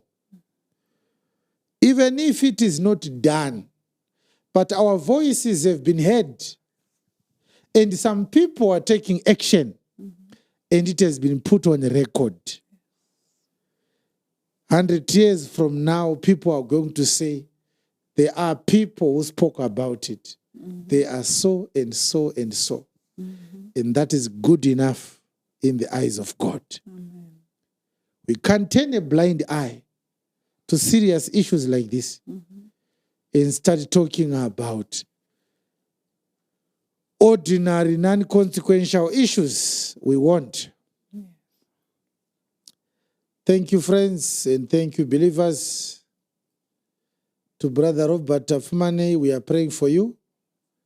And to those who were born during the war, come up and speak out. There is power in numbers. The more you speak, the more you increase in number, the safer you become. They can't shut down thousands of people. They may try to shut down 1 or 2 people. But if you come into your numbers, it won't be possible. There is strength in numbers. Come together. Speak out. You are victims. Don't be afraid. Fear has gotten us nowhere. Fear has gotten us nothing. Look at us now. Because of this fear, we are where we are. It's time to abandon the psychology of fear. It's better to die trying than to die as a sheep on the slaughter. We can't allow that. Goodbye.